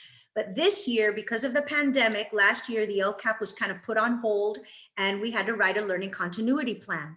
And therefore, for this year's Lcap, we had to share 2 annual updates, and that's why the document is so large. We have the annual update for the 2019-20 school year. Okay, so the 1920 Lcap, this is the annual update for what we actually did in 1920, what we said we would do and what we did. So you see that. And then after that is the learning continuity plan update, which is what the plan we wrote at the beginning of this school year, and this is the update for that plan, if that makes any sense. So you will see the budgeted and actual expenditures for each of those annual updates. And then you see what are also the narrative, are the successes and challenges for each action, each goal and action for the LCAP and for the learning continuity plan. So it's a lot of reading, I know, but it's good to do this type of reflection, so that the goal here was how did these successes and challenges inform the LCAP for the next 3 years. So when I present the LCAP, then you'll see that that's the first of a 3-year LCAP that's going to end in 2024. Okay, so as you remember, the LCP, the Learning Continuity Plan, had 8 different sections in it. I mean, we had to discuss how were we going to deal with in-person instructional offerings, what were we going to do with our distance learning program, and as you'll see in the distance learning program, the analysis, we have to say, well, what actually did happen, and how did you meet the needs of students in the distance learning program by each of the target groups? As you can see in the document, addressing pupil learning loss, the mental, social, and emotional well-being, how we did what pupil and family engagement outreach, new school nutrition, and then the additional actions that we added. And this was all those monies that we received with the CARES funds. And I know that Assistant Superintendent Shin Ben-Dib already gave you exactly what we spent, but this document captures the same as well, with the narrative along with it. Keep going here. So the LCAP overview it starts with the budget overview, and that's a new thing that the state is requiring us to do, and it's intended for parents. It's intended kind of like the big idea of, this is how much money we get from our property taxes, from LCFF, from the state, other federal funds, and this is how much money we are allocating to our LCAP. And so that's the beginning of the LCAP document.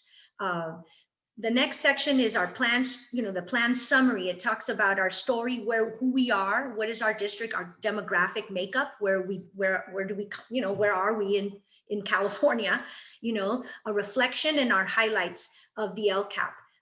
Then the next section has to do with stakeholder engagement. It's like, well, how did we engage our teachers, our classified staff, our unions, our parents, our students in the development of our LCAP?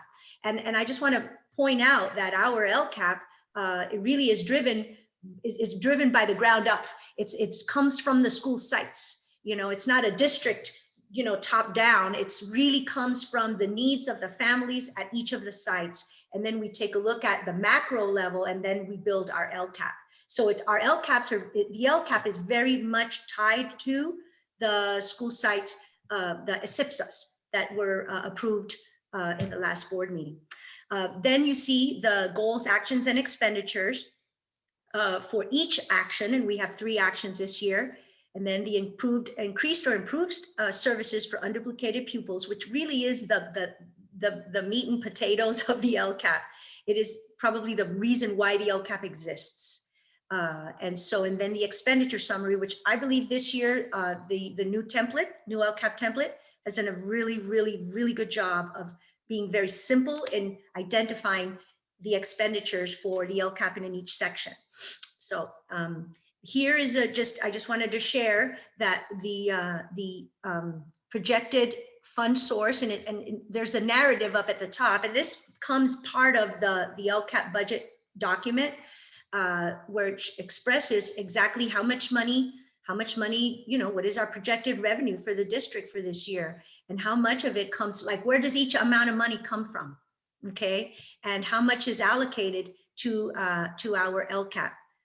So this is, in a nutshell, pretty much our budget in a pictorial graph. Let me move on.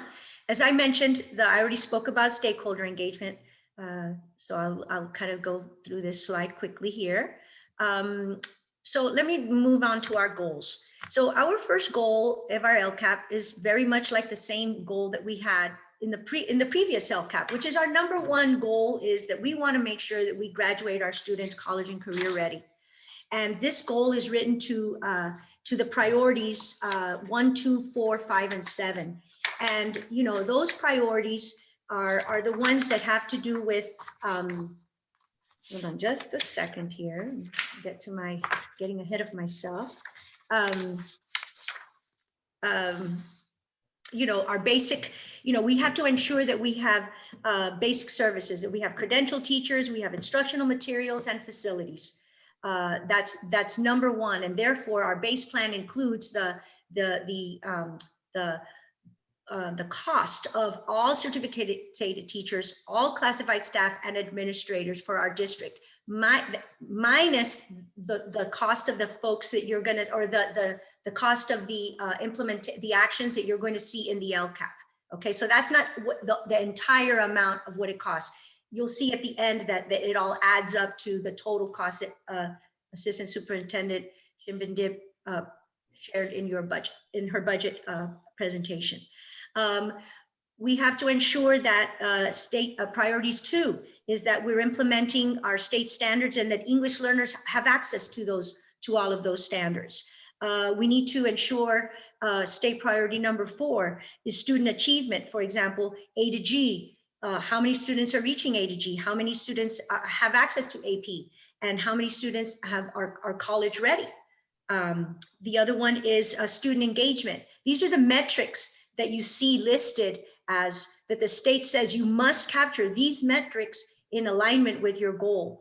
And so, for example, the metric here would be a high school graduation rate. This is, the goal is we must graduate our students. And then of course, goal number 7, priority number 7, which is a broad course of study. What offerings do we offer our students so that they are well-rounded as they graduate? Like for example, CTE is hugely important here. So in the base plan, you'll see that I've outlined that our actions are, and the cost of those are these that are listed here in our base plan: certificated teachers, classified staff, our instructional material resources, our high school outreach counselor, which is specific to target the needs of our unduplicated students, meaning foster youth, homeless, our English learners, and low-income families. Those are what state has identified as our target group students. Career tech education, we know that that's covered by our CTIG grant, but what are we doing to ensure, what plan do we have in place to ensure that all of our students, especially our target group students, have access to the career tech education that we are offering at our schools, at our high school? Our broad course of study, and then of course our technology and infrastructure, which is hugely important, especially as we know, definitely this year proved that, thank God we have an amazing ed tech team, and that our board has supported, and our community has supported our Measure A, because without it, I don't, we would have been in dire straits. So I will move on.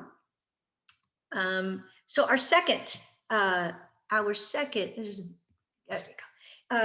goal, and this is one that I would say based on stakeholder feedback, based on all the site councils, all the feedback groups that we met with, was social emotional. We must have a social emotional goal in our LCAP. It's something that's been coming even from years past, with the growing need for counseling. And so therefore we put a goal for this school year. I mean, for the next 3 years is our social emotional goal. So with that, that encompasses state priorities 3, 5, and 6, which are parent engagement. This is a metric. This is how we measure. Are we doing what we say that we're going to do? And how do we know that and how do we know that we are moving in the direction that we want? Student engagement, for example, attendance rates, chronic absenteeism, middle school and high school dropout rates. Those are metrics that the state has identified for us. And then there's school climate. How are you measuring school climate? Which your suspension rates, your expulsion rates, and the data that we get from our California Healthy Kids Survey, among other local surveys that we offer, that we give to our students, and that so that we identify what is the social and emotional state of our students. And I know that in our Extended Learning Opportunities grant plan, that need is definitely addressed. in that plan as well. So we look at our counseling service. We have social emotional curriculums occurring at our elementary and middle school. We have the nurturing parent and caregiver social emotional educational workshops that are being thanks to the adult school and Principal Martinez are offering for our families this in the next coming school year. We have a high school class at the called Fundamentals of Success, which is really geared to give those students the skills that they need in order to be successful at high school, very targeted to our unduplicated students. We have professional developments in 3 areas. Social emotional learning for certificated and classified that we are launching for the next school year, as well as trauma-informed practices and restorative practices for school district-wide, and restorative practices at the high school are the actions that you'll see in our LCAP under social emotional learning. And then finally, goal 3. Goal 3 is really what used to be goals 2 and 3 from our last LCAP, which are focusing on English language arts and math. We combined English language arts and math into one goal. So for our English learners, socioeconomically disadvantaged students, foster youth, students with disabilities, and Hispanic, because based on our data, we have seen that these are the groups that typically are not performing, are not performing along with their peers. And what we want to see isn't that everybody's the same, because that's impossible, but that everyone is making progress. We are moving forward and making progress towards college and career readiness. So actions under this goal include, backwards. Oh my God, this thing is so, sorry, forgive me. Okay, hold on. There we go. Site-based professional learning teams. Okay, this is where the rubber meets the road, is the classroom teacher working as collaborative teams, looking at student data, looking at their own practice, making adjustments for students based on their needs. It's looking at the data and sharing best practices. It's working as a team to make sure that our students are getting what they need, and making those course adjustments, those corrective measures in the classroom to meet the needs of those kids. Small groups. These are working with our intervention teams at our elementary, middle, and high school to ensure that our students get the appropriate supports at the right time that they need. Our AVID programs at the middle and high school absolutely geared towards our unduplicated students. These are our students who have absolute potential, but may not have the supports necessary. And that's what AVID does for our middle school and high school students. And so our goal is to continue to grow. We have middle school has a 7th and 8th grade AVID. And then our high school has a 9th and 10th grade AVID, and then 11 and 12th grade AVID sections. Continuing on, we have our English language arts support classes at the middle school. We have an amazing elementary intervention system that gets better and better every year. I'm so happy with our intervention system at the elementary because we're talking about what a team. They're amazing, work very closely with our classroom teachers, and they do whatever it takes to ensure the needs of our kids. Our language review teams are meant to ensure that our English learners are advocated for in the classroom. Not that you have to advocate, but I mean, what I'm saying is that our English learners have different needs. And so language review teams get together and discuss the strengths of our English learners and the areas of growth for our English learners. And then they work in concert with each other to figure out, okay, what can I do as a designated ELD teacher? Oh, excuse me, sorry. Anyway, what could I do as an English a classroom teacher to support this student? And what could you do as a designated English language arts teacher to support this student if you work with them in the classroom or we pull them out? And we also, language review teams come together to discuss students who might need to be reclassified for language proficiency. Forgive my phone, I'm sorry. Anyway, moving on, our math interventions, we have it all at all the grade spans. And our math intervention, especially, I'm very proud of our middle school and high school math intervention, because we are now having students who are attending grades 6th, 7th, and 8th grade regular math class, but at the same time, they're going to take a math support class. So you're always with your grade level peers, and yet at the same time, you're getting the support that you need from the teacher in a separate setting. Okay. And so that is the best way, instead of saying, okay, you're not up to par, so we're going to put you in a lower level class. No. You're going to be in the regular level class, and we're going to support you where you are. Anyway, so finally, we have a productive study class at the high school, which I think is fabulous, because I think this is going to really target those students who need that extra support during the school day to get their work done, to get the support that they need with the work that they need to get done. And so these are the actions that we have set aside.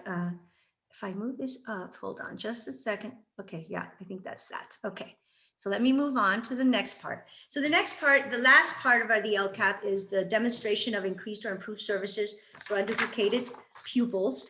And here is what you see here is the narrative, and the state requires that we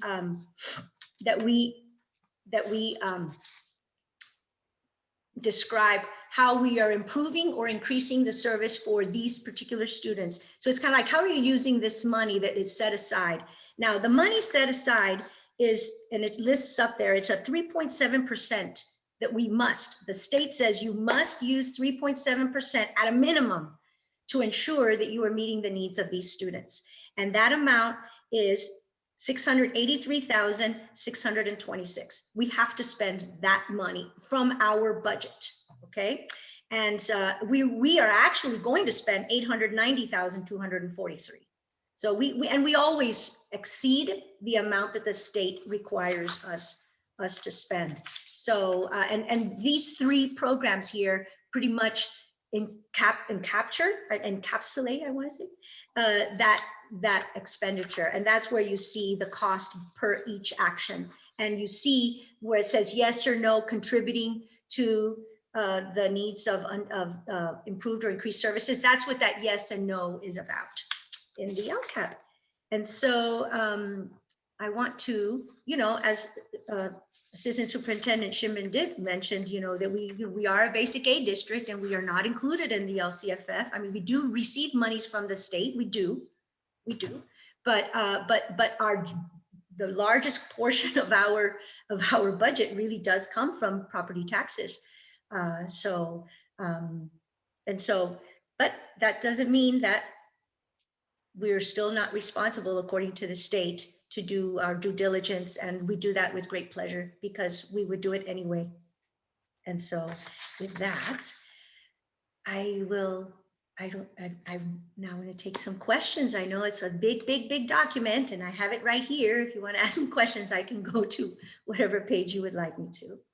Oh, I did want to point out, there's a Forest Grove piece missing in attendance.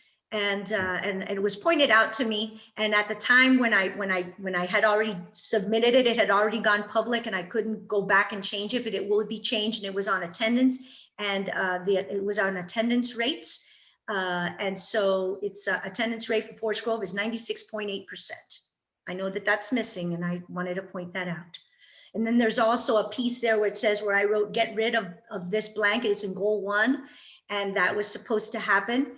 And they didn't, the company that I'm working with didn't do that. So that will be gone. I just want to point that out, as well as any other things that we find based on public comment. So there it is. Questions? So Yeah, we're going to open this up to everybody here in a minute. Thank Okay. you for correcting the note on 488. That was one of my comments, which is significant. It's actually material to the presentation. Again, there's this format is so non-conducive to editing. I think that I have a few odds and ends, but I'll send them to you independently. Thank They're not you. material. I appreciate it. Yeah, sorry. They really aren't, you know. But I know you'll get them. So Should the I one stop other, sharing? pardon me. Trustee Pap, should I stop sharing my screen? You can leave it up. It's fine. Okay, Either way, if somebody needs to come back, it's easier that way. okay. The one question that also came forth was on page 230, where we talk about students saying they had considered suicide from 2019 to 2020, where the bulk of them are down. Oh, okay. I'm sorry, President Pat. This is the second part of my presentation. This is going to be about local indicators. Do you want me to do that one now? Well, I don't have them separated out, right? So they are all part of public hearing too? Yes. Yeah, so yeah, please do. Okay. So I'm going to stop sharing this part and I'm going to now share the other. Hold on here, share screen. Hold on. Oh, here we go. Share screen. The local indicator one. Sorry. Oh dear. How do I get out of here? Okay, let me escape. Oh, I'm sorry. Okay. Okay, how do I get out of here? Oh, there we go. Okay, maybe I need to end it. There we go. Okay, I just have to say that if there are public comments that you need to, it would be good for the public to write to Dr. Porras or myself in writing about the Lcap and any comments. Okay, let me end it. Okay. Oh, there it is. All right. Okay, now I have my local indicators. There we go, present. Oof. There we go. Okay, so okay, so as part of the Lcap from now on, we have to present to the board with the Lcap the local indicators that are not included in the dashboard as state metrics. Okay, these are our own local metrics for these priorities, okay, that the state does not capture. So here we go. So the priority number one, which is that we have appropriate teachers, curriculum, and clean and safe facilities for our students. And so and this is presented in the SARC, by the way. This is where you see this in the SARC. We have 0% of teachers who are misassigned. You know, all of our teachers are credentialed to teach in the subject areas in which they are teaching.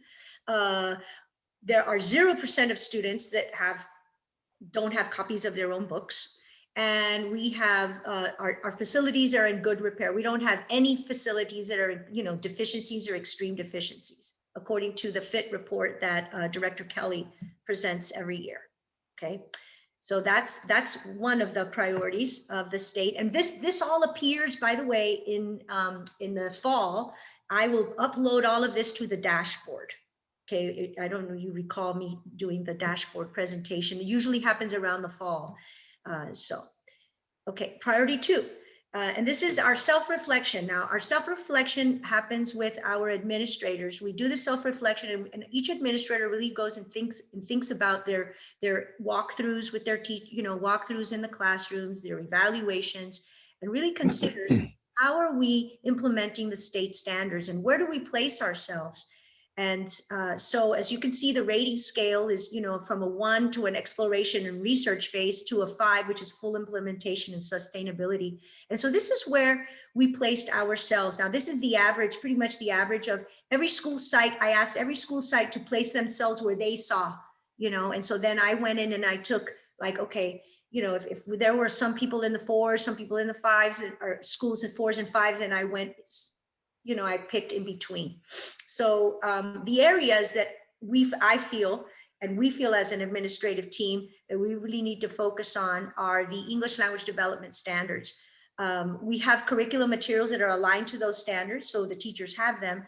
But because we have our ELD teachers, our designated ELD teachers, especially at elementary, and then we have sections of ELD at the middle school and the high school, and our teachers have done a phenomenal job of sharing with their counterparts and their colleagues about the ELD standards and how to best support their students. We feel that we are still really at an initial implementation, that everyone has a full working knowledge and implementation in the classroom of the integrated standards for English language development. The other area that we are in an initial implementation stage is history, social science. Our elementaries are in dire need of adopting a new social studies materials. And even though the standards have not changed, the framework has been adjusted. And so our teachers, really need more professional development. I think more in the elementary than in the middle and the high school on social studies standards. And that's why, so it's kind of hard to place an entire district in one, 1, 2, 3, 4, or 5. So, but this is our best effort at that. In priority number 2, and this is now, do you have the instructional materials aligned to the state standards? And yes, we do. You know, we are full implementation in sustainability in English language arts and English language development and in mathematics. We just adopted science for the middle school, a curriculum for this middle school. And so therefore we're at an initial, and then our history, social science, again, we need to adopt for elementary. So, but with the pandemic and everything going on, it was just too much for anyone to bear to do an adoption this school year. And we need to adopt next year for elementary science. Absolutely. So moving on. Academic standards 2. As you can see, this is where we've placed ourselves relating to the curriculum frameworks, identifying where teachers need. We don't, we do, there's a lot of collaborative time, but I would say we're in an initial or a full implementation in certain sites regarding focused classroom walkthroughs and teacher pairing. This has to do with the cycle of professional learning. And so this is how we have rated ourselves in those areas. Our progress following the standards. Absolutely, we are full sustainable in career tech ed, health ed, physical ed, and then visual and performance arts and world language. This pertains more to our middle school and high schools. And then priority 2, this one was about including last year's and this year's, and how do we identify the professional needs of our staff? It's been, we're at pretty much full implementation, other than, thinking about guiding our teachers on standards that they've not mastered, where I would say we are at initial implementation. This is driven through the evaluation system. And so the principals work with the teachers directly on that. And then finally, priority 3, family engagement. Well, not finally, there's another one to go.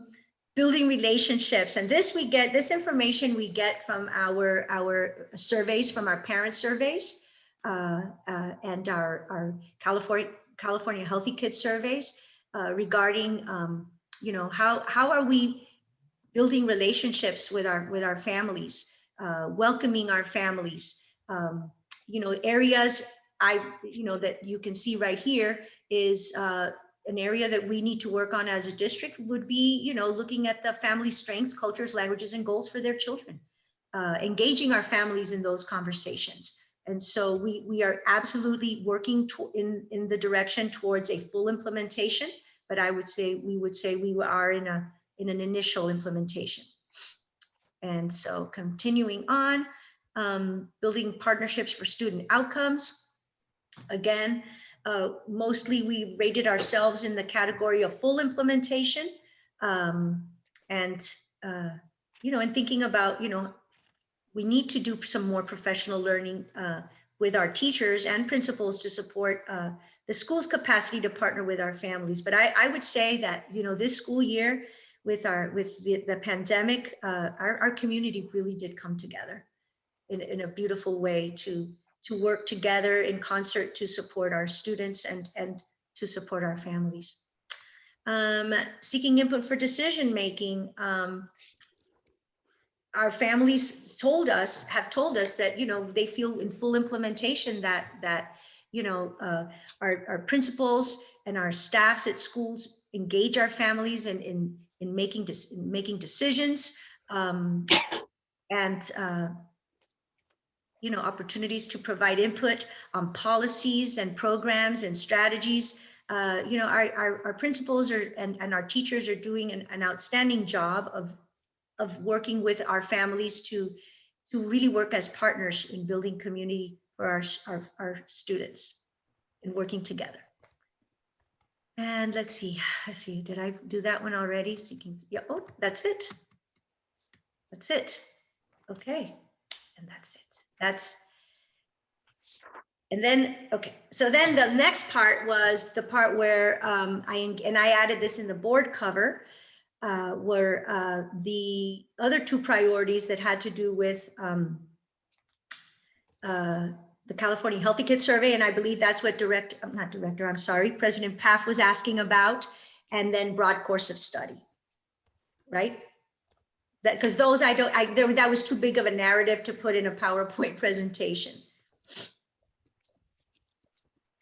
So have any questions now? Thank you, Ani. I know it's a lot. It is a lot. Thank you for putting it together. I appreciate your patience. So I come back to my question on page Okay, we'll go to the board packet. 230 of the packet. Okay, let me go to decrease in numbers stating they considered suicide. Okay. Any thoughts on what is this reflective of that they were with, you know, people that basically should be providing unconditional support, or is there a real trend in your opinion? You know, we need to, you know, this is a result of this last California Healthy Kids Survey. Yeah. And we really need to identify, remember in the ELO plan, we talked about an assessment that's going to give us some more deeper information about students and where they are socially and emotionally. This is what we need to investigate further. And we need to do this with our counseling team and our administrators, because we do see that as a result of the pandemics, you know, the students who are the quiet ones are the ones that kind of like they kind of shy back.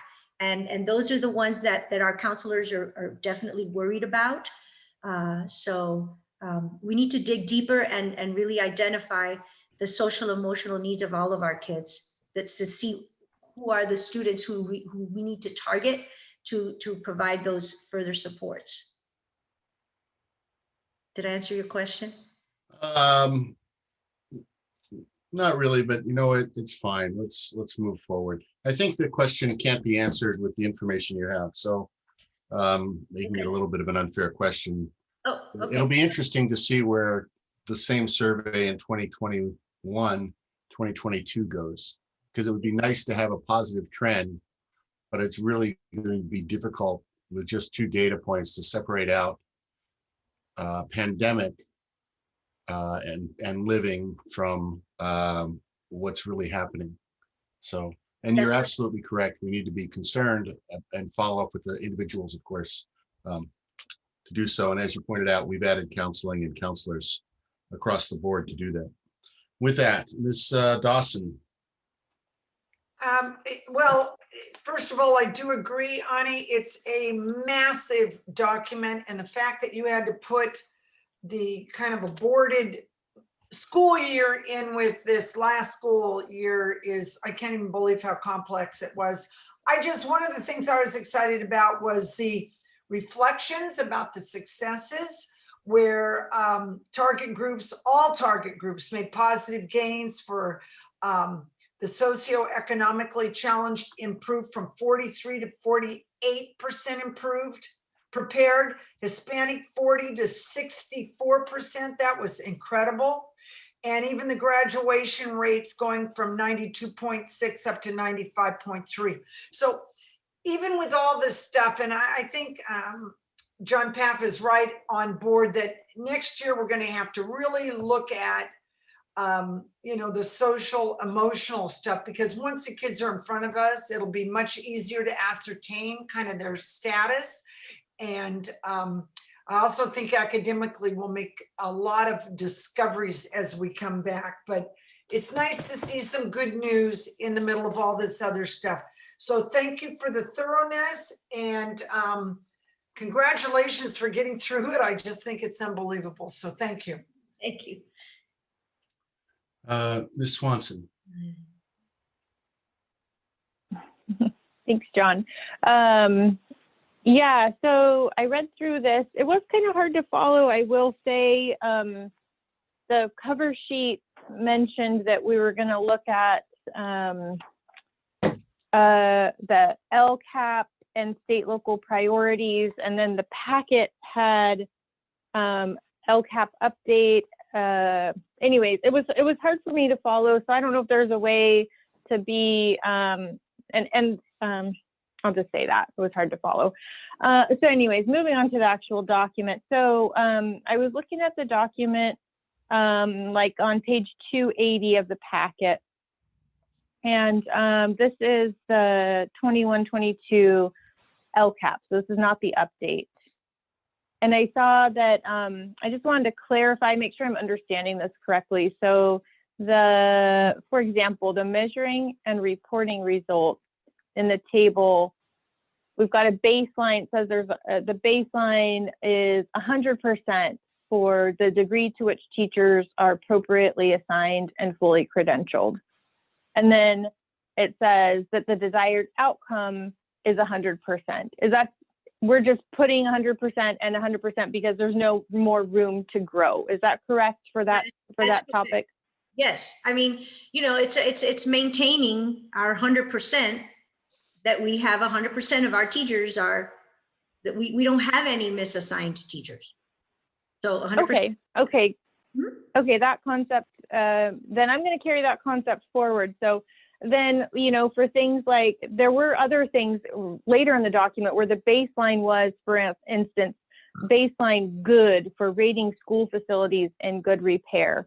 But then the desired outcome is to keep it at good. And so I'm not sure if all of these kind of have, I can understand the 100% baseline, you want to maintain that, but then there's some of these that don't really make sense to me for, I'm assuming there is something better than overall rating of good for facilities and repair. And you're right. You're right. There is better than good, and maybe we need to improve, make it superior, and that be the 3-year goal. But now I will, I will connect with Director Kelly and ask him what would be a fair outcome for 3 years, that when we consider our facilities and according to the FIT report, what would be an appropriate outcome. So I will connect with him, and I can change that. So I thank you for bringing that up.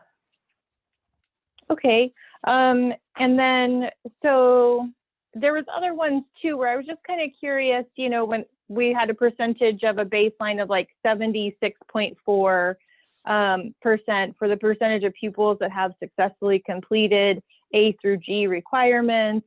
And then the desired outcome is in, from 76 to 85. So what was your process in developing those percentages for our desired outcomes? And it looks like ultimately the desired outcome for 23-24, right? These are like a couple year, these are 3-year outcomes. Yeah, you know what, I was a teacher in the era of No Child Left Behind, where everything was 100%. And I was like, you know what, let's be reasonable. Let's be reasonable with what our expectation is for the next 3 years, because that end outcome goal might change.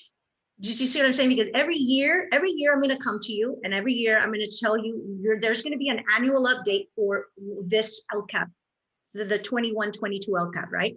And we're going to present the data, and let's say that the data that maybe we reached that 85% in 3 years from now, in the fall, in the next school year. And so then that 3-year outcome is gone. Now we're going to shift it again. See what I'm saying? And maybe if we've dropped, then maybe we need to reconsider. So the 3-year outcome goal is like a budget. It's a projection. It's what we think, what could happen. You see what I'm saying? So it's not something that we could change it. We could absolutely change it. It can be 90%. It's you know what I'm saying? I mean, it really is. It's just like it's a 3-year goal that we would like to achieve, but it may not be realistic one way or the other, I guess is my thinking. But I'm open. I'm absolutely, that's why this is a public hearing. I'm open to. Yeah, and I think, if you've done the work for getting the public engagement and you've gone through this process, then I mean, perhaps that's where the percentages come from, or are you just kind of pulling them out of the air, not wanting them to be just kind of with your own institutional experience, kind of thinking, okay, I'll just plug in this number and we'll see how it goes? Well, no, I discussed this with the administration. No, it's not me, myself, and I, but these aren't given, the stakeholders don't determine the outcome goal. The stakeholders give us feedback about what it is that they want to see at their school sites, what they need for their students, for their children to be successful. And that is the feedback that we get from our stakeholders. We don't build the LCAP with the stakeholder and say, let's all decide what the best outcome is going to be. You know what I'm saying? So, okay. And then when there's priorities with a baseline that don't, like there's a priority on page 288, and it says it's the second row, state priority 3C, demonstration of how the school district will promote parental participation in programs for students with exceptional needs. And there's just a small typo in the word exceptional. But my question is, there's a baseline, but then the desired outcome just says continue with documentation. So how do we measure that if the desired outcome is just continue with documentation? Well, the way that not all the metrics are a statistic, okay, is a percentage of something. And so when I spoke to Director Davies about how are we measuring, how are we documenting? So it's about documentation. Are we documenting how the parents are involved in the IEPs, in the meetings that they go to, and so that is how we document that. And so it's about documenting and making sure that we have participation, and that is how we measure that. So I'm not quite sure what, and these are kind of challenging, I have to say, working with my county counterparts, we grappled with these as well. Okay, so it's something that we were like, okay, how do we, because this is the first time that we have to put all of these state metrics, and not all of them are going to have a percentage. We're going to increase by this amount. A lot of them are going to be, I say, based on documentation and how we are making sure that we are documenting these metrics. Okay, I guess it's just tricky to document if it's not spelled out what you're documenting for that one. So maybe that one could be clarified.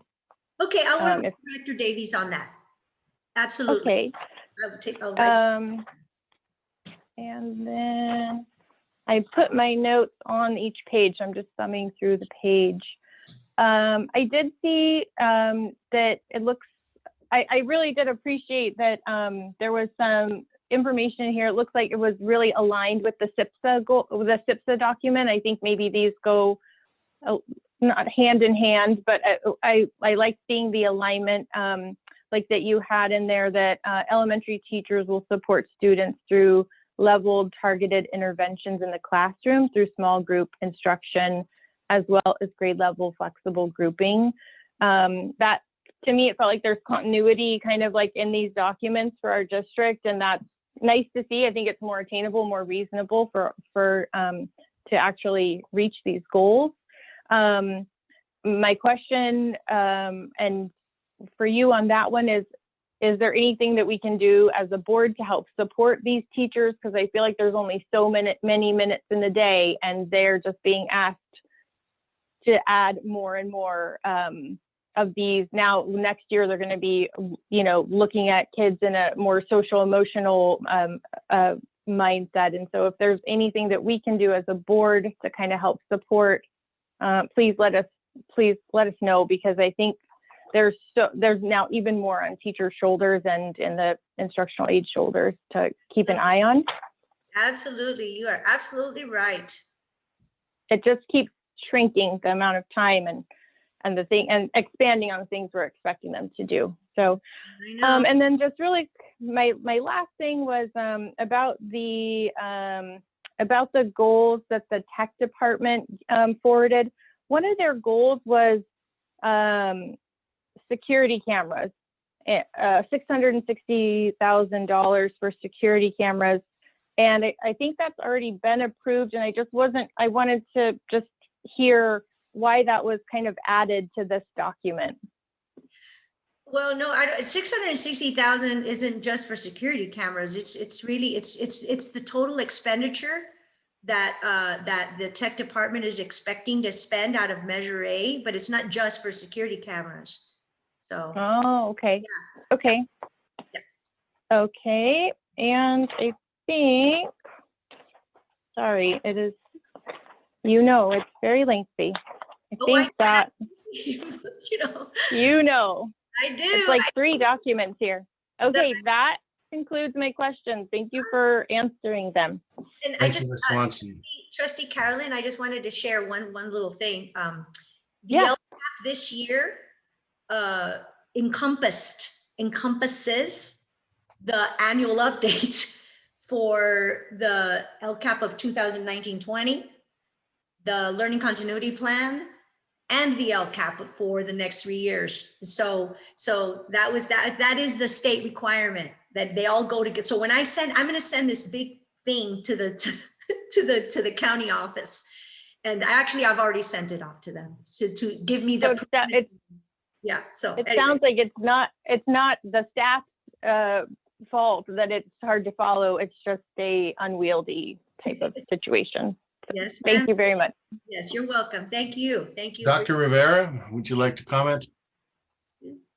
Just briefly, thank you for the presentation. It was wonderful. At looking at the surveys, the student surveys for the connectiveness, safety, and social and emotional well-being, I was also disheartened, but I chalked it up to the COVID year. So hopefully we will see that improve next year. I really want to compliment on the language I heard during this presentation. You mentioning you're looking for students making progress. You were talking about the mindset. And if you haven't already, please read Carol Dweck's Mindset. I already read it. Oh, excellent book. It should be required reading for all instructors. I agree. I'm a Dweckian. Great to hear. Great to hear. I was glad to hear about the site-based professional learning circles. And interested to see how that, I don't know if you could answer that, but I've heard about that at K through 12 institutions before. We're trying to implement it here at MPC, but we've been getting some mixed results. We haven't done it yet as far as faculty wanting to participate. So perhaps a discussion for another time, but I'm interested how our K through 12 received that. It's an excellent idea and I'm all for it. Me too. Me too. and supporting the students where they're at, not removing them from their peers. I mean, that is excellent. I love that. And then I like also how you're also looking at qualitative metrics and not just quantitative, but also qualitative. That is also equally important. So nothing but compliments. Again, hopefully that those student surveys will improve. I know they will next year. Thank you so much for your presentation. Thank you. I appreciate it. I look forward to talking with you sometime soon. Thank you. Director Silva, would you go ahead and remove your presentation, unshare your screen? I will. Thank you very much. We'll open up for public comment. Any member of the public?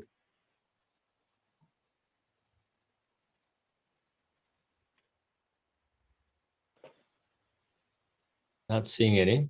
Not seeing any hands raised either. Thank you. Director Silva, thank you so very much. Again, this is a public hearing. We'll come back at the next meeting for passing, for a vote. At that time, and hopefully we'll get that into the county in a timely manner for you. Thank you again so very, very much. Thank you. Thank you for your patience. That brings us to action discussion A. Dr. Porras. Thank you, Mr. President. I do not have a lot here. We shared the last time a couple just bits of news to share regarding COVID. Probably the first and most important that we continue to see a reduction in the cases in Monterey, which is great. Our county continues to respond well as we are in the yellow tier and continue to drop. I think the Pacific Grove Chamber put out a great report with a summary of what that means for our county. For schools yet, we are still waiting for the governor and the CDE and the California Department of Public Health to give us clear guidelines in terms of what this will all mean for schools. However, we are receiving really good hints anyway from the state that masks will likely still continue to be necessary into the next school year. There will still be some other precautions that will be required of us, especially since we are still unclear as to when the vaccines would be available for the younger students. And so we'll be watchful for that as we go. However, I think that even if that being the case and there are vaccines available for the intermediate age students, I think the precautions will still be required. We are still anticipating opening our campuses to a normal educational experience. We are not expecting to move to distance learning. So that's very positive. That's our preparation. So we intend to fully open in the fall. We do know that the governor has a strong interest in allowing for an option for families to choose distance learning if they still feel uncomfortable in returning. There's a lot of gray area there. We don't know what feel means. We don't know what the metrics are for that. So we're, like all districts in the state, we are sort of assembling a plan B. So what happens if we are required to provide some kind of distance learning option? What will that look like? And we are in the middle of working that. I want to assure everyone in the public that we've been having these conversations. I think that part of that plan will be how do we serve the needs of our distance learning students without taking away the progress and classroom experience for those students here in school. We are leaning now in the direction of online service like Edmentum, which will provide an online experience for students that will be standards driven and still be monitored by a teacher in the district. That teacher will likely not be one of our regular classroom teachers. It may be a teacher on a special assignment that helps with that or other. We're still exploring. And we will give you more details as soon as we have more details to give, but that may be soon in coming.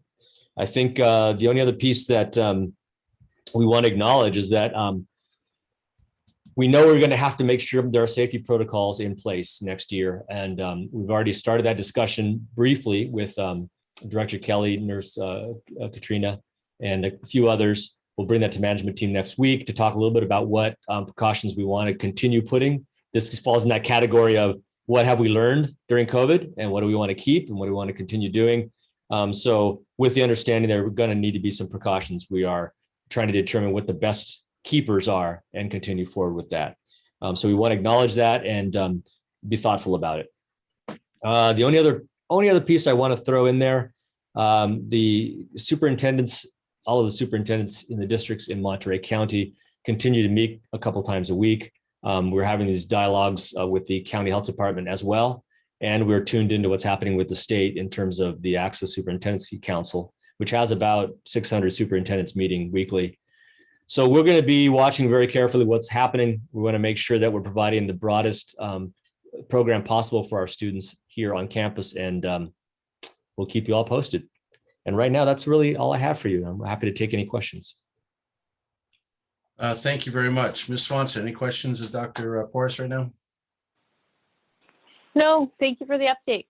Welcome. Dr. Rivera? No questions. Thank you for the update. Ms. Dawson? I just love the trend line. Keep it up, Dr. Porras.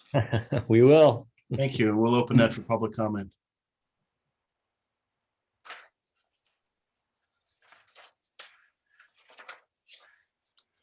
Seeing none, there is no action at that time. No, sir. We'll move on to action discussion B. Board, this is a continuing, we get this periodically, expenditures for Measure A. They are detailed here in the list. I'm hoping we had a chance to review that. Mr. Binder, I do not think that there's anything on here that requires, I mean, if you'd like to speak to anything in particular, I open the floor to you, but it seems fairly straightforward as to what these are at this point. Matt, thank you, President. Thank you. Yes, President Paff, appreciate that. Just real briefly, as you mentioned, this comes to the board twice a year. The Technology Committee basically works on this list, narrows down, prioritizes the items you see in front of you. And we discuss the utility of these requests and how they connect to the Ed Tech plan. We also factor in the long-term budget, which we currently have in development, a 5-year budget projection of how technology funds are to be used. So we definitely have a nice cross-section of voices that basically go into each one of these semesterly lists that are created by the Technology Committee. I am happy to announce that this year we had 2 non-employee parents actually on the committee that served the entire year as well. So that was good. One of our goals for the committee was to include more parent representation, non-district employee parent representation. So we're happy that that came to fruition this year. Yeah, without anything more, unless Coordinator Mejia wants to say a few words about this, that's what it is. I just wanted to add that and working together in preparing this list, we always are happy to be able to have good conversations with staff members across the board from different sites, from different areas of expertise as well, to kind of help steer these conversations and be able to make better decisions or more well-informed decisions as to what's needed and how we can better use these funds. Okay, we'll start with Mr. Rivera. Just one question on page 329. I'm just curious that it seems like the middle school had such a small slice of the pie. Is that just because it just didn't need much maintenance or update, what have you? Yeah, this distribution fluctuates depending on need.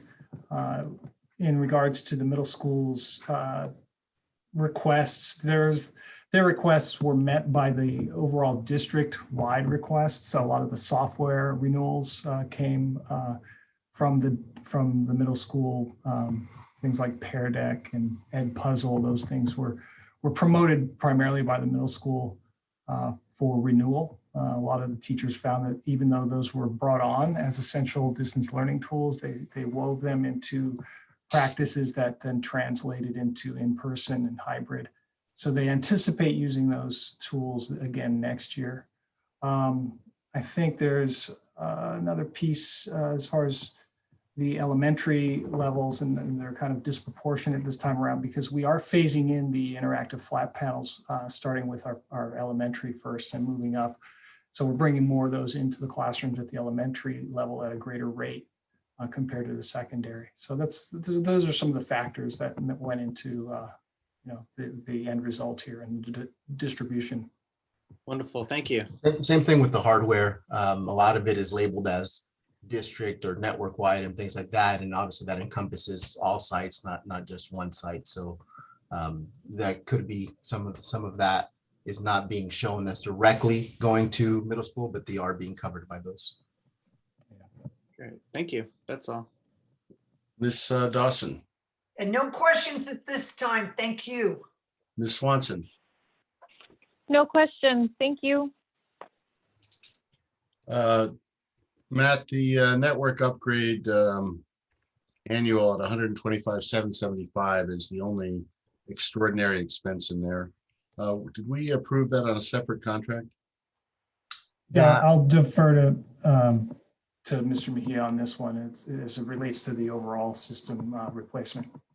Yeah, so that was approved by the board when the contract to upgrade our network was first brought to the board. The payment structure was highlighted in there as to how much we would be using moving forward from Measure A. After this current 125 that's on this list, we have one more payment of about 125 that should cover us for that project. I don't have the original board item in front of me, but I can look it up pretty quickly if you'd like to know the date that the board approved that. No, that's okay. I don't need it. It's you're rewinding my memory, so I appreciate the information. I will open that up to public comment. Thank you, Jonathan. Not seeing any, Mr. President. Seeing none, this is an action item. Do I have a motion to accept the, pardon me, the approval of Measure A ed tech expenditures? So moved. Second. Second. Motion made by Christy Dawson, seconded by Frank Rivera. Roll call vote, please. Trustee Path, Aye. trustee Dawson, Aye. Dr. Rivera, Aye. trustee Carolyn Swanson.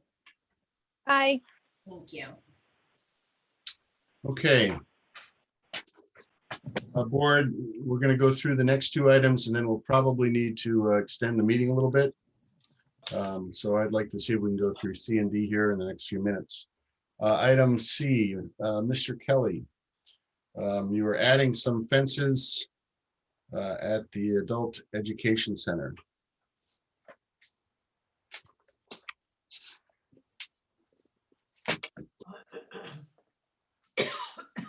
Or Ms. Martinez, if Mr. Kelly's not available. Yes, I'm here. Sorry. Yes. So and as requested by Principal Martinez, we are adding some fencing to the interior part of the middle school in the meadow, and then around the playground as seen in the plans, a 4-foot chain link fence. Okay. The diagram here shows a dashed line and some posts on a separate line. So we're adding all the way around that field, all the way out to the exit gate. Is that correct? Correct. Maybe what it'll do now is it'll encompass that entire meadow area. So when adult school programs, especially the younger school programs, are in that meadow, it provides a more secure area for them to do whatever functions they'll be doing. And Principal Martinez can expand on it a little bit more too. Sure. So not just because of COVID, but because of expansion of our programs, we have our childcare and our co-op preschools, as well as all of the other 9 areas, program areas under adult ed. And to expand the physical distancing in an outside setting, we purchased outdoor classroom tables. We separated the meadow into 4 learning environments, 4 separate learning outdoor classrooms. the rotation that the childcare and the co-op classrooms have due to social distancing, they're not co-mingling. We set up a rotation. So we really wanted to ensure the safety and well-being of all of our children, especially those who elope or tend to run. And we want to make sure that they're in a safe environment. So we are not only just finishing up the fencing around, we have picket fencing around the Parents' Place playground and the brand new structure, but we're also going to include fencing from the main gate from the parking lot all the way down to the co-op to make sure that it's a secure environment. Thank you, Director Martinez. Sure. Okay, with that, Dr. Rivera, any further questions you might have? No questions, just it's nice to see that development. Thank you. Thank you. Actually, Matt, before I went on, did you have anything else you wanted to add? Are you good? No, I'm good. Thank you. Okay, perfect. Ms. Dawson. Yeah, I just really want to commend Barbara Martinez. Yeah, she's just forever looking for how to take her site and her program to enhance it to the very best of her ability and for the benefit of the community. And I just love these ideas that you're always out there trying to stir it up in just the very best way. So good job. Ms. Swanson. Yeah, you know, I love safety for little kids. So if this helps those elopers stay inside, then that's fantastic. It actually jogged my memory on a hope and a prayer that I've had for keeping kids safe up at the state preschool and the little one-room special ed preschool up on David Avenue. So can we put some eyes on that and see if that's a possibility to keep those kids who are facing David Avenue kind of in? Matt Kelly, I see you. I've already got plans on it right now. You do? We're working on it. We do have some issues in there with flow, the charter school that we're working through, but not as easy. That project's not as easy as this project. So we should have something to the board probably by the beginning of the year. Hopefully, at some point too, we can consider having all of our preschool programs at one site so that we can do some, have everybody. That's music to my ears. I've waited 6 years. It was one of the reasons I ran for school board, is to get that fencing in. Okay, my job's done. Thank you. No, thank you seriously so much. Thank you for that. Thank you for looking at it. Thank you. And that's all. We'll open up for public comment. Thank you, Matt. Thank you, Ms. Thank you, Barbara. Mm-hmm. Seeing none, do I have a motion on action discussion C, which is for fencing at the Civic Grove Adult School? So moved.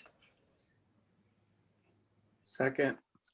Motion made by Christy Dawson, seconded by Frank Rivera. A roll call vote, please. Trustee Path, Aye. Trustee Dawson, Aye. Dr. Rivera, Aye. Trustee Carolyn Swanson. Aye. Okay, it passes 4-0. Thank you very much. The very next item, I don't even think you guys need to discuss any further. It's very straightforward on this map. On page 347, there's an existing path. The existing path has aged, let's say. That existing path has certainly been here for 25 years. It was here when I moved into the district, and it is time for replacement. Matt or Barbara, unless you have a real necessity to add to that conversation, I think it's straightforward. Nope, I think it's straightforward. It's time. Okay, it's time. Christy, questions, concerns on that? Not at all. Let's do it. Carolyn? I have a quick question about it. I know I've been on that path. I can visualize it. It is all wibbly wobbly with the roots coming out of it for sure. I was wondering, Matt, I know you put a lot of thought into things, so this is probably a silly question, but I was reading in the packet that you're going to pour concrete where there's roots, and I thought, should we use pavers instead so that we can allow it to have the root flexibility? pavers will be worse because the Okay. roots will continue to grow and they'll continue to make an uneven surface. From my experience, the concrete has been the best, any type of walking surface that'll withstand those roots for a longer period of time. Eventually, they're going to do the same things they did now. Just there's no stopping the growth of the roots, but the concrete does last longer. Okay. Sounds like, and I'm not surprised, it sounds like you put some thought into it. So thank you so much. Okay. Thank you all very much. Public comment.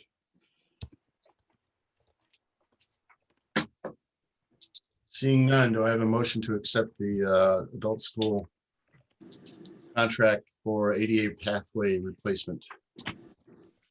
Motion to accept. Seconded. Second. Ooh, good job. Motion made by Frank Rivera, seconded by Christy Dawson. Roll call vote.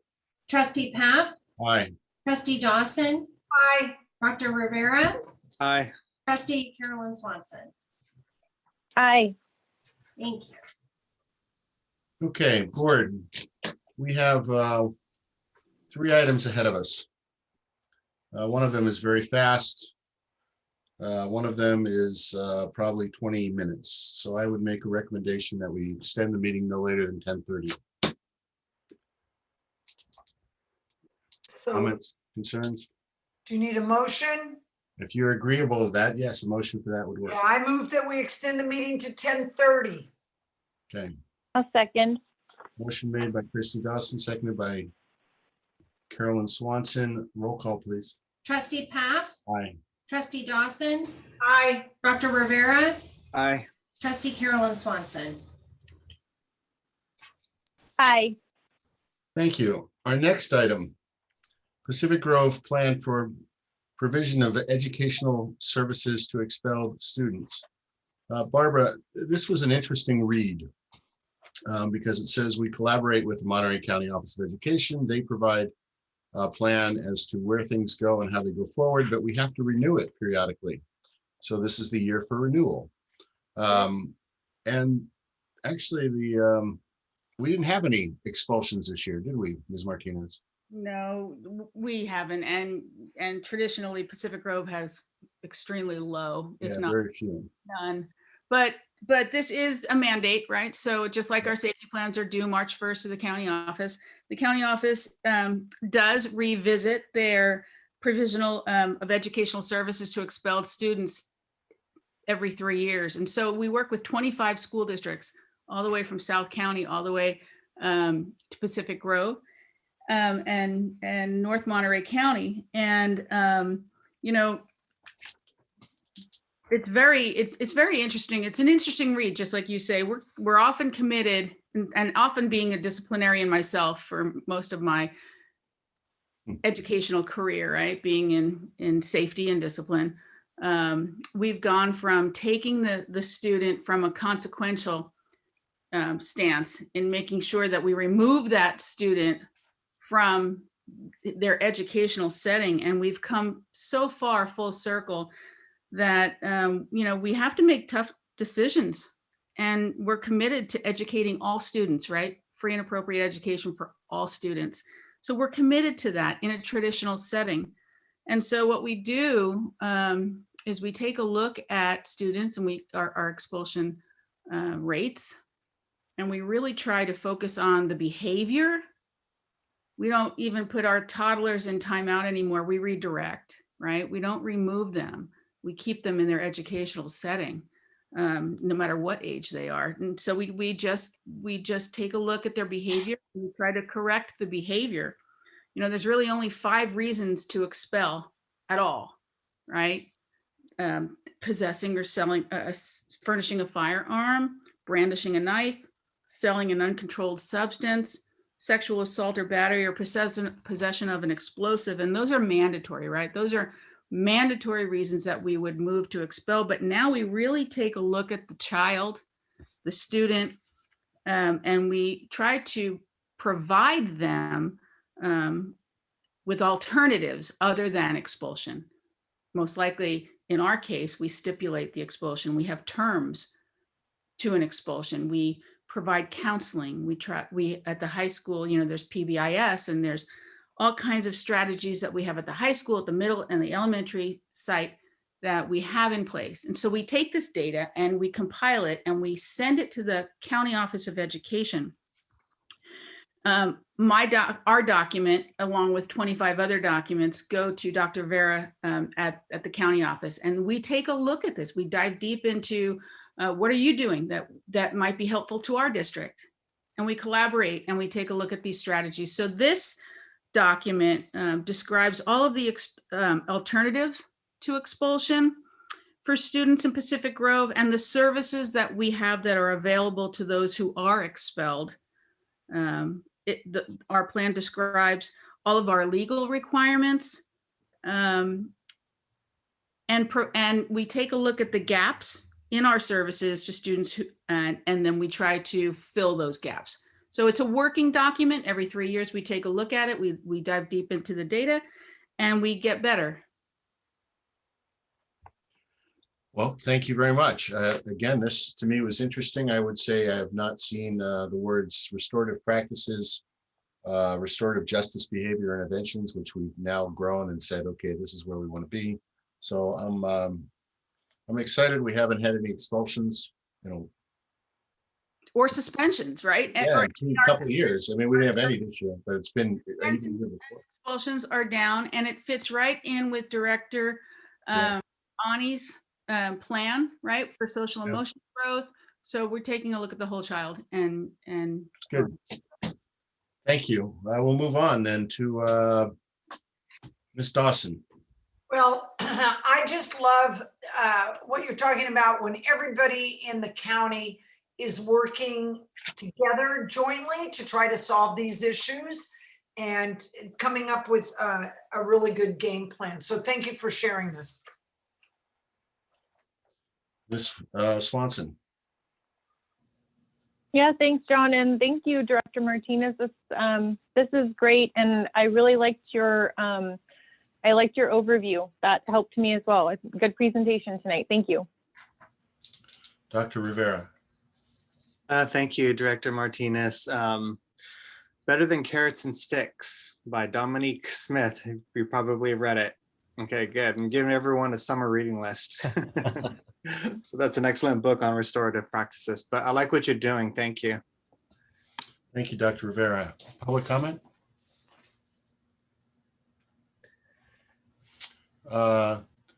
Beth. Hear me? Yeah, you're very soft sounding. Okay, can you hear me better now? There you go. Just on this item, I'm wondering why it comes under a safety director instead of curriculum director, because they are asking about what is the plan for the educational services. So that's just a question there. And the other comment is, I like all of the things that Director Martinez was saying about the differences that have come to light now about how to treat these different behaviors that we encounter. Maybe even looking at our policies, we might need to adjust some of the policies that we have on the books regarding expulsions if this is now what we're doing. Thank you for that. I can address your first question. I think, it could come under curriculum and instruction. It could come under student services, right? With special ed, and by far it could come under safety. All of us have provided a contribution in this report. I'm just the facilitator, but I made a lot of phone calls and I spoke with a lot of us in administration. So, I want to thank the high school administration, the middle school administration. I want to thank everybody I spoke with. I made phone calls to other districts. So this is not a one-person presentation. This is a lot of information from a lot of people just presented through my voice. Okay. Thank you, Ms. Shamus. Thank you, Ms. Martinez. Seeing no other hands raised, Do I have a motion to accept the Pacific Grove Plan for provision of educational services for expelled students? I'll make a motion on staff's recommendation. Second, Motion made by Carolyn Swanson, seconded by Christy Dawson. Roll call vote, please. Trustee Paf, Aye. trustee Dawson, aye. Dr. Rivera, Aye. trustee Carolyn Swanson. Aye. Passes 4-0. Thank you all very much. Action discussion F, Dr. Porras. Unfortunately, because of Dell failing to meet its commitment, and I'm blaming Dell, I'm not really sure which one of our vendors it is, we are virtual for the last meeting. Are there any other changes on this? I No, think Mr. not. President. There can't possibly be other changes on this. We can make some up for if you like. However, right now there are none. Other than that, And next meeting, we see a new calendar, correct? if you look on the back of that, we approved a calendar for August through December. Those are tentative dates. There may be some changes on the November, October meetings as we try to look at administrative calendars. So there may be moved there, but we'll know there. That'll teach me not to turn the page. Thank you very much. So I make a motion, well, any comments from board members on this? Nope. Move it, Mr. Paf. I make a motion, we accept the board calendar for future meetings with a change to a virtual meeting on Thursday, June 17th. Second, Motion made by John Pav, seconded by Christy Dawson. Roll call vote, please. Trustee Paf, Aye. trustee Dawson, aye. Dr. Rivera, Aye. trustee Carolyn Swanson. Aye. It passes 4-0. I did not open for public comment, for which I apologize. So if anyone in the public would wish to comment at this point, we can, well, seeing no hands. Okay, Ms. Chin-Ben-Dib, we are on to information discussion A, which is the governor's May revision of the 2021-22 budget. So go ahead. Thank you, President Paf. This is a super diet May revision presentation from 54 slides to 6. And let's see here. Okay. Just real quickly about the thoughts or themes of, surrounding this, the May revision from the governor. Obviously, is a recall election. It's in everybody's mind. But the other aspects of that is school reopening, tax rebates, and mask mandates. Now, of course, coming with the school reopening, that the good news is that especially for LCFF school district is unprecedented available resources. And of course, with resources, it comes with opportunities, but also with challenges as well. The challenges obviously is about the governor has not talked about, the coming out of the crisis, and some fundamentals talk about, the fundamentals not fully addressed, which include the cost pressures and also retiring deferrals, and also the base funding for LCFF. He has not addressed any surplus from the state into base LCFF, unfortunately, only dealing with one time, and also he's not even applied the money for the deferrals. As we know, sister and brother school districts, they still have to defer the June apportionment into the next month. So those are the major themes. LAO, legislative analysts, say despite pandemic, the tax collections are way up, and those are 3 major areas: personal income tax, sales and user tax, sales tax and user tax, and also corporate tax. So those areas actually in the 20s, double digits, 20s and 27% from the 2 years ago. And as we know, the families and individuals still are hurting, depending on where you are. Those of jobs and knowledge of jobs in certain aspects of the economy, especially technology, is really doing incredibly well. But there are some service sectors really struggling. They are struggling. With the state, the general fund is $203 billion, and the surplus is 6.6. The reserve is near all-time high of almost 20 million. 20 billion. It's not 20 million. This is a really typo here. This is coming from one of the presenters, this sentence here. But anyway, I think concern for us is more about the GAN limit. Count with surplus, but also, like we said, there's challenges. One of which is that it will have to keep school districts, especially LCF school district, from the reserve level, but also for state to spend, because appropriation, as we know, GAN limit, you cannot spend more than 107, the 1978, 1979 level adjusted for inflation. So that amount is almost 16 billion, 16.2. The governor is proposing part of it to K-12, and then part of it is a one-time general fund. The other part is a refund, taxpayers refunds. As we know, those people, families, or people who are making $75,000 or $76,000 and below, they get a refund of about $600 per family or per person. Proposition 98, this is a major factor of the state budget. It's about 30 billion. The governor is proposing to spend 24 billion at one time and 6 billion ongoing. Now, as a basic school district, it's only one-time money that will benefit us. Unfortunately, that's not the case here. He has not proposed anything. But this is only starting in negotiations. The governor may revise. He still has to negotiate with the legislature. So we don't know yet. This is the beginning. But one time, it doesn't look like it's in the pipeline. We have not heard anything. This probably by the end of the day, when the budget is adopted, there's not going to be one time. The governor has, we talked about earlier, because this surplus will kick this PSSSA, this public school systems stabilization account, for both years by 4.6 billion. What this means is that school districts, especially LCFF school district, you can have a reserve level more than 10%. That's going to hurt some school districts, especially if they have uncertainties about enrollment. They're experiencing and declining enrollment, about the really uncertainty about state receipts.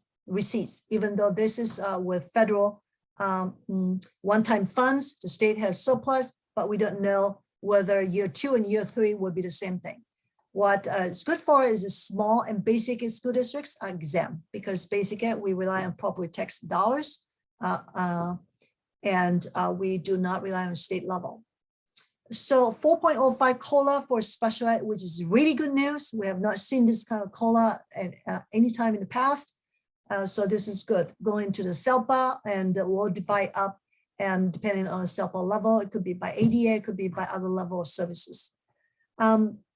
At the time, may revise, the government proposed it on June 12th, but this is in the midst of negotiations. A lot of changes can happen between then and the end of June, when this, hopefully the budget will be adopted. The proposed for categoricals that it will impact us will be adult ed and child nutrition. This was 1.7. Director Martinez and I have been communicating about this, and she said the latest is a little bit more.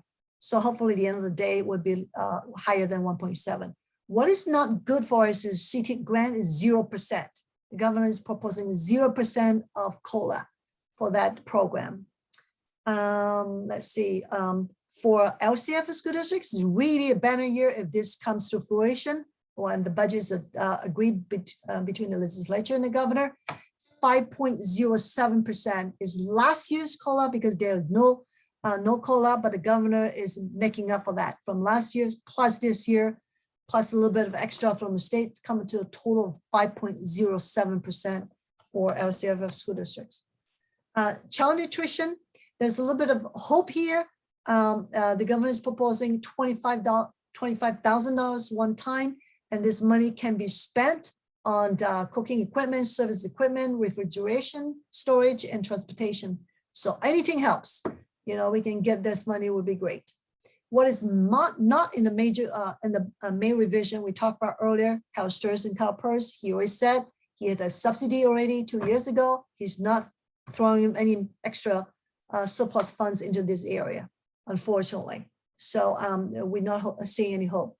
The governor is any relief for increased cost of the insurance, unemployment insurance. As we know, during the pandemic, there was unprecedented claims of unemployment insurance. It actually was proposed to go into 1.23. Just today, like we say, negotiations still going on at the state level, that we heard that the governor is proposing to put in money, the legislature is proposing to put money back to the 0.05%. So we'll see whether the governor will agree that to or not, because with this increase, it will cost us almost a little bit less than $200,000. That's a lot of money for next year. Final portion, we said the governor is still deferring that. It's not lifting deferral, to LCF school district. Independent study, Dr. Porras talked about this, and I won't go into detail. This is really making into independent study really a deep program, robust and really meeting requirements. As you can see, just real quickly, the board policies, it will require board policy to have in place, talk about daily life instruction. And it says we have at least synchronous instruction for all pupils at least once a week. And then you have the written agreements between the guardians or parents and the educational program. So it's really not the traditional IS program anymore. It's going to be, at the end of the day, if this is again come to reality, it will be really a real serious independent study program. And I will go into detail that. I think that's it. Any questions? Thank you very much. I think the thing that strikes me is if you go up a little bit, we have money, and I would put it all back into pension fund reform, because once we hit that, if we hit it well before 2046, every year after that, everybody gets to breathe out a little bit easier. But no one has asked my opinion on such matters, so I will move on. Ms. Swanson, thank you very much, Song, for that presentation. Ms. Swanson? Thank you, Song, for the update. That's all I have. Dr. Rivera? Thank you for the presentation. No questions. Christy? Ditto, ditto, ditto. Okay, thank you. That is for discussion only. Any public comment?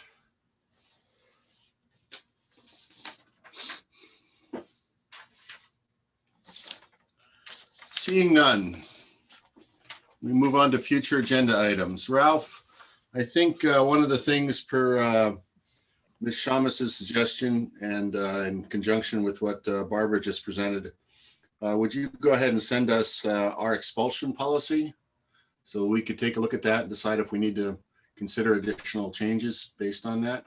I certainly can. And I think we typically in the summer send our discipline policies to legal counsel to review. Do you want me to wait till after that, or? Yes. Okay. No, I mean, send them out to us now and they'll come back, but at least we'll all have at least one read on them beforehand. But before we take or put that anywhere in action, we can take a look at it. Okay. It'll come back first, so we know where we are.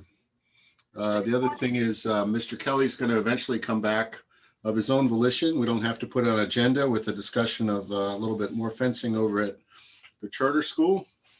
I don't think that has to be agendized, but we look forward to that as he continues on with Measure D. I didn't hear anything else. Dr. Porras, anything else? No, sir. Let's see. I'm starting with actually Dr. Rivera. Anything for future agenda from you?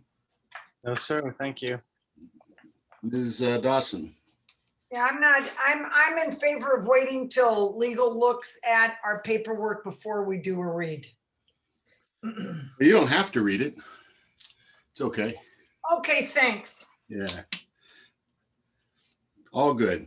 Ms. Swanson. Yeah, John, you did a great job in keeping track of the stuff that came up at the meeting. Most of the stuff I have on here, you mentioned will you guys give me guidance on this? I don't know if it's a future agenda item or not, but it's to look at getting electric maintenance tools and perhaps, eco-friendly paint when we're doing projects, like kind of have that environmental sustainable bent on Measure D items. How do I go about that? Talking Mr. about Kelly, that. would you like to address that now and see if there's perhaps an answer already available?